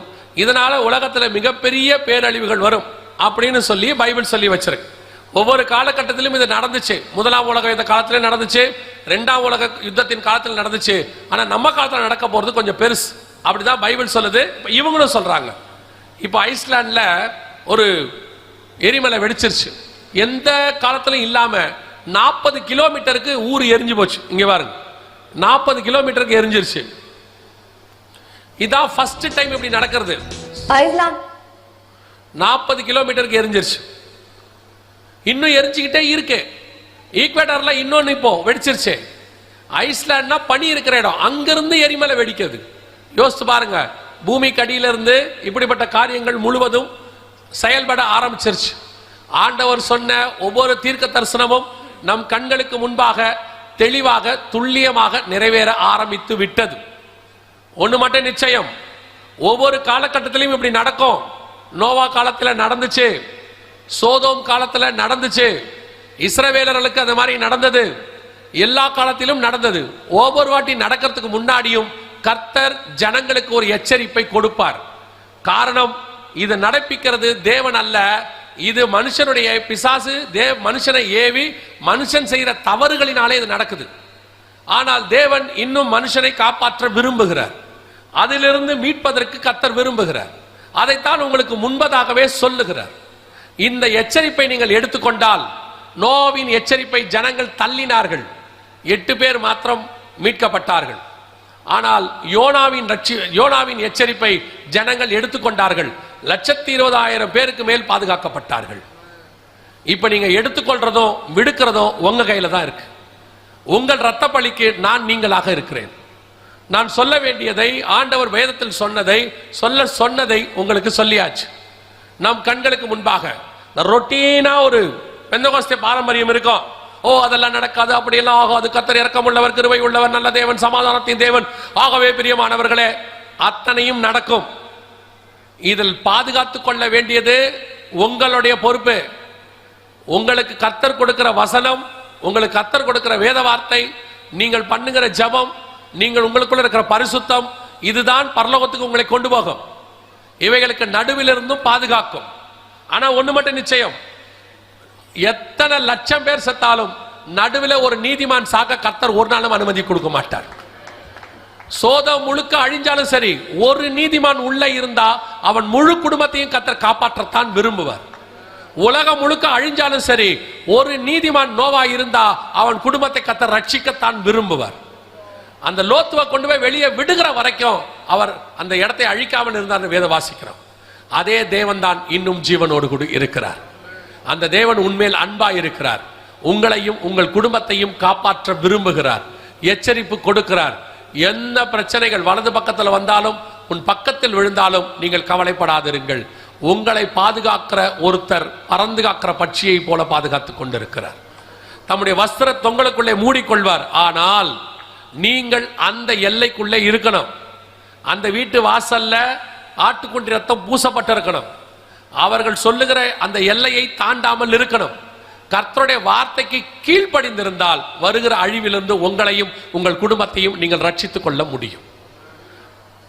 ஆண்டவராக இயேசு கிறிஸ்துவினுடைய வருகை மிக சமீபம். இவைகளுக்கு நடுவில் தான் அது சம்பவிக்கும் வேதம் சொல்லுது. லூக்கா 21:28 வாசியுங்கள் பாப்போம். லூக்கா 21:28 வாசியுங்கள். இவைகள் சம்பவிக்க தொடங்கும் போது உங்கள் மீட்பு சமீபமாயிருப்பதால் நீங்கள் நிமிர்ந்து பார்த்து உங்கள் தலைகளை உயர்த்துங்கள் என்றார். இவைகள் சம்பவிக்க தொடங்கும் போது உங்கள் மீட்பு சமீபமாக இருப்பதால். இதைத்தான் வேதம் சொல்லுது. மத்திய எழுதின சுவிசேஷம் 8:9 இவைகளெல்லாம் வேதனைகளுக்கு ஆரம்பம். இவைகள்லாம் சம்பவிக்க தொடங்கிருச்சு. இவைகளுக்கு நடுவுல தான் உங்களுடைய மீட்பு சமீபமாக இருக்கிறது என்று வேதம் சொல்லுது. இவைகளுக்கு நடுவுல நினையாத நாளிகையில ஒரு இமை பொழுதுல தேவன் நம்மை பாதுகாக்க வல்லமை உள்ளவராய் இருக்கிறார். எப்படி பார்ப்பாரு, எப்படி பாதுகாப்பார்லாம் நீங்க கவலைப்பட வேண்டிய அவசியம் இல்லை. நோவாவுக்கு 100 வருஷம் ஜனங்களை கூப்பிட்டுக்கிட்டே இருந்தான். ஆனா ஜனங்க அசட்டை பண்ணினாங்க. அவங்க என்ன உலகமே அழிஞ்சாலும் சரி, அதுல நோவா மட்டும் எப்படி தப்பிப்பான் அப்படின்னு அறிவுபூர்வமா கேள்வி கேட்டிருப்பாங்க. ஒரு நாள் வந்தது, நியாய தீர்ப்பு தொடங்கியது. எந்த தண்ணி இவர்களுக்கு அழிவாக மாறியதோ அதே தண்ணி தான் நோவாவின் பேழையை மேலே கொண்டு போனது. இவர்களுக்கு எது நியாய தீர்ப்பாய் முடிந்ததோ அதே நியாய தீர்ப்பு தான் ஒருத்தருக்கு மீட்பாக மாறப்போகிறது. பரிசுத்த ஆவியானவர் அக்கினிமயமாய் இறங்கினவர், பூமியின் மேல் அக்கினியை போட போகிறவர், அவைகளுக்கு நடுவில் அக்கினியிலே தப்பித்த கொள்ளியாக சுத்திகரிக்கப்பட்ட சபையாக மணவாட்டியாக உங்களையும் என்னையும் கொண்டு மேலே போக போகிறார். அல்லேலூயா. உலகத்தினுடைய நியாய தீர்ப்பும் நம்முடைய மீட்பும் ஒரு சேர இருக்கும். ஆனால் அதுல நாம போவோமா என்பதுதான் கேள்வி. இவ்வளவும் சொல்லிட்டோம். வருகையில போறதுக்கு என்ன செய்யணும் அதையும் நான் சொல்லிட்டு ஜோமணி முடிக்க விரும்புகிறேன். முதலாவதாக இந்த வருகையில போகணும், என்ன செய்யணும்? இவர் அத்தனையும் சொன்ன இயேசு அதற்கான வழியையும் சொல்லி வச்சிருக்கிறார். முதலாவது, இயேசு கிறிஸ்துவின் ரத்தத்தினாலே பாவ மன்னிப்புக்கென்று ஒப்பு கொடுக்க வேண்டும். இயேசுவே என் உள்ளத்தில் வாரும், என் பாவத்தை மன்னியும், உங்களுடைய பிள்ளையாய் என்னை ஏற்றுக்கொள்ளும் நீங்க சொன்னா போதும். அவர் வேற எதையும் உங்ககிட்ட கேட்கல. ஏன்னா உங்க பாவத்துக்கான விலைக்கிரயத்தை மொத்தத்தையும் அவர் செலுத்தி விட்டார். அவர் உங்ககிட்ட கேட்டது மனமாற்றம் மட்டும். இயேசுவே என் உள்ளத்தில் வாரும், என் பாவத்தை மன்னியும், உங்களுடைய பிள்ளையாய் என்னை ஏற்றுக்கொள்ளும். இதை மாத்திரம் நீங்க சொன்னா போதும். இயேசு உங்கள் பாவங்களை மன்னிக்க வல்லமை உள்ளவராய் இருக்கிறார். ஆனா உண்மையா சொல்லணும், அது முதல் கொண்டு தேவனாகிய கர்த்தரை உண்மையா தேடணும். இரண்டாவது, பிதா குமாரன் பரிசுத்தாவின் நாமத்தினாலே தண்ணீர்ல மூழ்கி ஞானஸ்தானம் எடுக்கணும். வேற எந்த ஞானஸ்தானத்தையும் பைபிள் சொல்லல. கண்டிப்பா ஞானஸ்தானம் எடுக்கணும். ஒரு சிலர் கேட்கிறாங்க, கள்ளன் ஞானஸ்தானம் எடுத்தானா அவன் பரதீசிக்கு போலையா அப்படின்னு கேட்கிறாங்க. நீங்க கல்லனை பாக்குறீங்க, பக்கத்துல தொங்குற இயேசுவை ஏன் பார்க்கல? கல்ல ஞானஸ்தானம் எடுக்கல, ஆனா இயேசு ஞானஸ்தானம் எடுத்தார். கள்ளன் பரதீசிக்கு போனா இயேசு பரலோகத்துக்கு போனார். நீங்க கல்லனா இருந்தா கல்லனை பாருங்க, நல்லவனா இருந்தா இயேசுவை பாருங்க. நீங்க பரலோகத்துக்கு போக விரும்பினா இயேசுவை பாருங்க. இயேசு தண்ணியில மூழ்கி எடுத்திருக்கிறார். அவர் பரலோகத்துக்கு ஏறி போனார். அதை முன்மாதிரியா நமக்கு வச்சிருக்கிறார். சிலர் சொல்லுவாங்க கல்லை எடுத்தானா அப்படிலாம் கேட்பாங்க.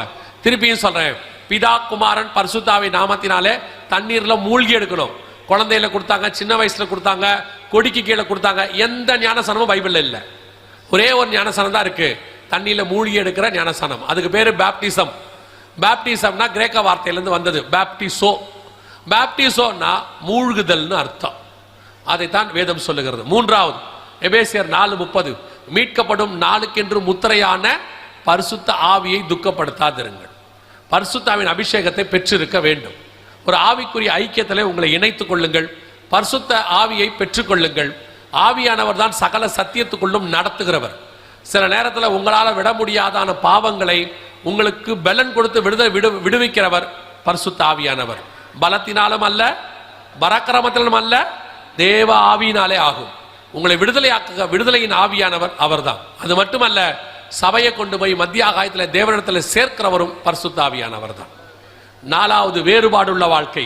உலகத்துக்கு உங்களுக்கும் வித்தியாசம் இருக்கணும். உலகத்துக்கு ஒத்த வேஷம் தரிக்க கூடாது. உலகம் வேறு, சபை வேறு. உலகத்திலிருந்து சபையை கர்த்தர் வேறு பிடிச்சிருக்கிறார். அப்போஸ்தலர் 2:40 சொல்லுது, மாறுபாடான சந்ததியை விட்டு விலகி உங்களை ரட்சித்துக் கொள்ளுங்கள். உலகத்துக்கு ஒத்த வேஷம் தரிச்சா கண்டிப்பா வருகையில் போக முடியாது. ஒன்று உலகம், இல்லை என்றால் சிலுவை, நித்திய ஜீவன். எது வேணும்னு பாருங்க. ஒரு நியாய பிரமாணத்தின்படி நியாயமாய் பணம் சம்பாதித்த ஒரு வாலிபன் வந்து கேட்கிறான், நித்திய ஜீவனை சுதந்திரிக்கணும், என்ன செய்யணும்? இயேசு சொன்ன தெளிவான விஷயம், எல்லாவற்றையும் விட்டு என்னை பின்பற்றி வா, சிலுவையை எடுத்துக்கொண்டு வா. கல்வாரிக்கு போகாம நித்திய ஜீவனுக்கு போக முடியாது. நீங்கள் மரிக்காமல் நித்திய ஜீவனை சுதந்திரிக்க முடியாது. உலகத்துக்கு யார் மரிக்கிறானோ அவன் பரலோகத்துக்குள்ள ஜீவனோடு கூட நுழைவான்னு அர்த்தம். அதனாலதான் பவுல் தெளிவா எழுதுறாரு, என்னை நான் சிலுவையில் அறைந்திருக்கிறேன், இனி நான் அல்ல, ஜீவிப்பது கிறிஸ்துவே. உலகத்துக்கு ஒத்த வேஷம் தரிச்சுக்கிட்டு அங்க போனா தலையை காட்டுறது, இங்க வந்தா வாழை காட்டுறது, அங்கக்கு அவங்களுக்கு ஏத்த மாதிரி, இங்க எங்களுக்கு ஏத்த மாதிரி. அப்புறம் என்ன சொல்றது? ஞானமா நடந்துக்கணும், அப்பதான் உலகத்துல சர்வை பண்ண முடியும். உங்க உலகத்தின் ஞானம் விதேவனுக்கு முன்பாக குப்பை. தேவ ஞானம் தான் முக்கியம். உலகத்தை வெறுத்து சிலுவையை எடுத்துக்கொண்டு வருகிறவனுக்கு தான் நித்திய ஜீவன். 5வது சுவிசேஷம் அறிவித்தல் உங்கள் மேல் விழுந்த கடமை. அறிவிக்காவிட்டால் உங்களுக்கு ஐயோ என்று வசனம் சொல்லுகிறது. நேற்றும் சொன்னேன், இன்னைக்கும் சொல்றேன். நீங்கள் போகிற பரலோகத்திற்கு நீங்கள் எடுத்துக்கொண்டு போகிற ஒரே ஒரு காரியம் பூமியிலிருந்து இருக்குமானால் அதில் நீங்கள் சம்பாதிக்கிற ஆத்துமாக்கள் மட்டுமே. வேற எதுவும் நீங்கள் கொண்டு போக முடியாது. இங்கே வச்சிருக்கிற அத்தனையும் இங்கே அனுபவிப்பதற்கு கர்த்தர் கொடுத்தார். நீங்கள் போகும்பொழுது மரணம் முந்தினாலும் சரி, வருகை முந்தினாலும் சரி, எதையும் நீங்கள் கொண்டு போக முடியாது. நீங்கள் கொண்டு போக போறது ஒன்னே ஒன்று, ஆத்துமாக்களை மட்டும். எவ்வளவுக்கு எவ்வளவு ஆத்தும ஆதாயம் பண்ண முடியுமோ அவ்வளவுக்கு ஆத்தும ஆதாயம் பண்ணுங்கள். பரலோகத்தில் நீங்க போய் நிற்கும் போது ஆண்டவர் உங்களை பார்த்து ஒரு சாட்சி சொல்லணும், இது எல்லாம் நீ எனக்காக சம்பாதித்த ஆத்துமாக்கள் என்று சொல்லி. 6வது இயேசு வருவார் என்பதை ஒவ்வொரு நாளும் விசுவாசிக்கணும். 2 நாள் கூட்டத்தை அட்டென்ட் பண்ணோம், பார்த்தோம், கேட்டோம், பயமா இருந்துச்சு, இல்ல ஆயத்தப்பட்டோம், இயேசு வரார், இதோட 2 நாள்ல ஆரம்பிச்சு அடுத்த 2 நாள்ல விட்டுறக்கூடாது. இனி ஒவ்வொரு நாளும் வருகைக்கு ஆயத்தப்படுறது தான் உங்க பிரதானமான வேலையா இருக்கணும். ஏன்னா இயேசு வேற எங்கேயும் இல்ல, வாசப்படியில் நின்று கதவை தட்டி கொண்டிருக்கிறார். இதுதான் கதவு தட்டப்படுற சத்தம். என் மணவாளியே, என் புறாவே, என் உத்தமியே, கதவை திற அப்படின்னு சொல்ற சத்தம் இதுதான். கதவை திறந்தீங்கன்னா ஒரே ஒரு நிமிஷம் தான், ஆயத்தப்பட்ட கன்னிகைகளை அழைத்து கொண்டு போய் கதவை கர்த்தர் மூடி விடுவார். காத்திருக்கிறவர்கள் தான் உள்ளே போக முடியும், ஆயத்தப்பட்டவர்கள் தான் போகணும். சும்மா வரும்போது கர்த்தர் திருப்பி திருப்பி சொல்லிக்கிட்டே இருக்க மாட்டார். வருகை தாமதித்தால் திருப்பி சொல்வார், வருகை தாமதிக்காவிட்டாலும் நான் ஆயத்தமாய் காத்திருப்பேன்னு ஒவ்வொரு நாளும் ஆயத்தப்படுகிற கூட்டத்தில் நிற்கணும். 7வது கடைசியாக முடிவு பரியந்தம் நிலை நிற்கிறவனே ரட்சிக்கப்படுவான். இந்த 6லும் ரட்சிப்பு, ஞானசானம், அபிஷேகம், வேறுபாடுள்ள வாழ்க்கை, சொல்ற சுவிசேஷம், விசுவாசிக்கிற வருகை, இந்த 6லும் முடிவு பரியந்தம் நீங்கள் நிற்கும் போது கர்த்தருடைய வருகையிலே பிரவேசிப்பது எளிது. அல்லேலூயா. நம்முடைய ராஜா வெகு சீக்கிரத்தில் வரப்போகிறார். இனி காலம் செல்லாது. வெள்ளை அங்கிகளை தரித்துக் கொண்டு குருத்தோலைகளை கையிலே பிடித்துக் கொண்டு அவருக்கு முன்பாக நிற்கிற கூட்டத்தில் நிற்க வேண்டும் என்று கர்த்தர் உங்களை பார்த்து விரும்புகிறார். யோசிச்சு பாருங்க, இங்க நிக்கிற இந்த திரளான கூட்டம் அப்படியே வருகையில புறப்பட்டு பரலோகத்துக்கு வந்தா பரலோகம் எப்படி ஆசீர்வாதமா இருக்கும் பாருங்க. அல்லேலூயா. அந்த வாய்ப்பை கர்த்தர் நமக்கு தரப்போகிறார். நாம் எல்லாம் ஜெபம் பண்ண போகிறோம். எழுந்திருக்கலாமா? நாம் யாவரும் எழுந்திருப்போம். ஒரு 5 நிமிஷம் மாத்திரம் நான் ஜெபம் பண்ணி பாஸ்டர் கையில் கொடுக்க விரும்புகிறேன். தொடர்ந்து அவர்கள் நடத்துவார்கள்.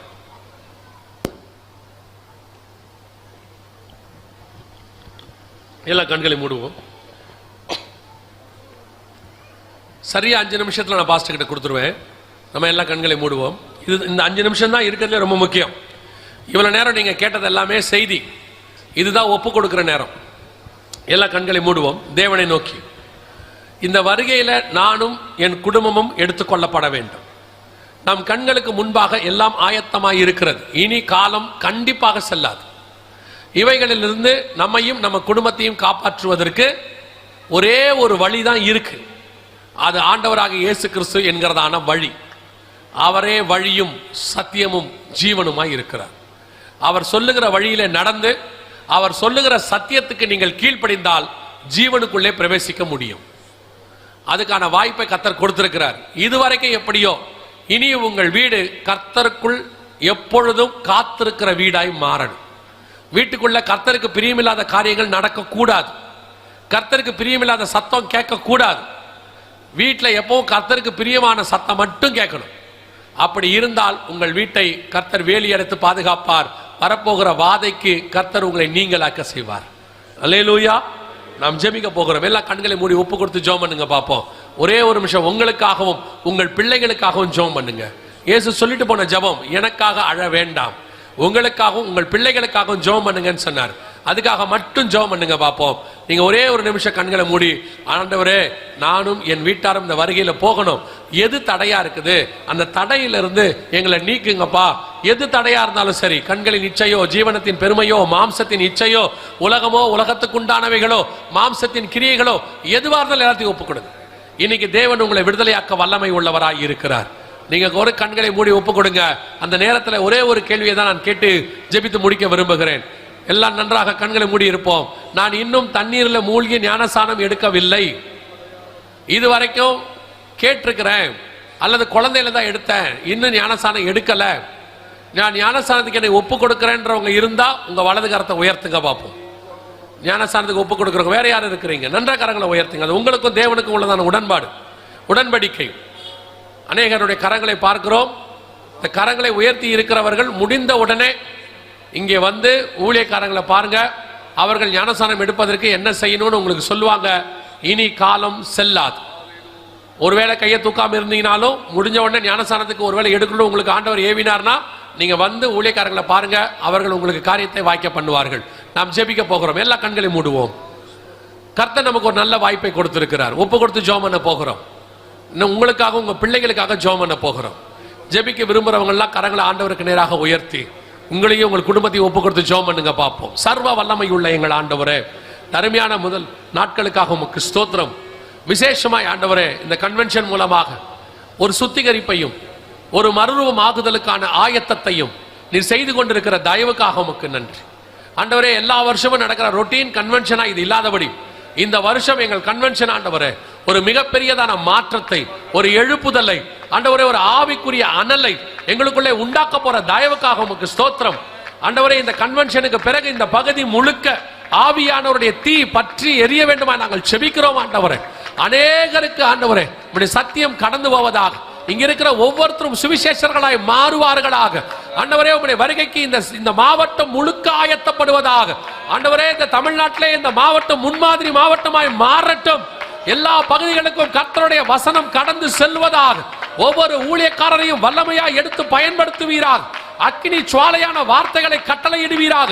ஒவ்வொரு விசுவாசியின் குடும்பமும் ஆண்டவரே ஒரு குட்டி திருச்சபையாய் மாறட்டும் ஆண்டவரே. எல்லா வீடுகளிலும் அற்புத அடையாளங்கள் நடக்கட்டும். வரப்போகிற நாட்களிலே திரளாய் ஆத்தும அறுவடை நடக்க கர்த்தர் கிருபை தருவீராக. இந்த கன்வென்ஷனை நடத்தினவர்களுக்காக ஸ்தோத்திரம். ஞானஸ்தானத்துக்கு ஒப்பு கொடுத்தவர்களுக்காக நன்றி ஆண்டவரே. இந்த கன்வென்ஷன் முடியும் பொழுது ஒரு பெரிய மாற்றத்தை காண கர்த்தர் கிருபை தாரும். இதற்காக ஜெபித்தவர்கள், உழைத்தவர்கள், கொடுத்தவர்கள் அத்தனை பேரையும் கர்த்தர் ஆசீர்வதியும். இதற்கான பிரதிபலனை கட்டளையிடுவீராக. வந்திருக்கிற ஒவ்வொரு ஊழியக்காரருக்காக ஸ்தோத்திரம். அவர்கள் சபைகளிலும் இப்படிப்பட்டதான காரியங்கள் நடக்க கர்த்தர் கிருபை தாரும். மகிமை மூடிக்கொள்ளட்டும். எங்கள் ஆண்டவர் இயேசுவின் நாமத்தில் ஒப்பு கொடுத்து ஜெபிக்கிறோம் எங்கள் ஜீவனுள்ள நல்ல பிதாவே.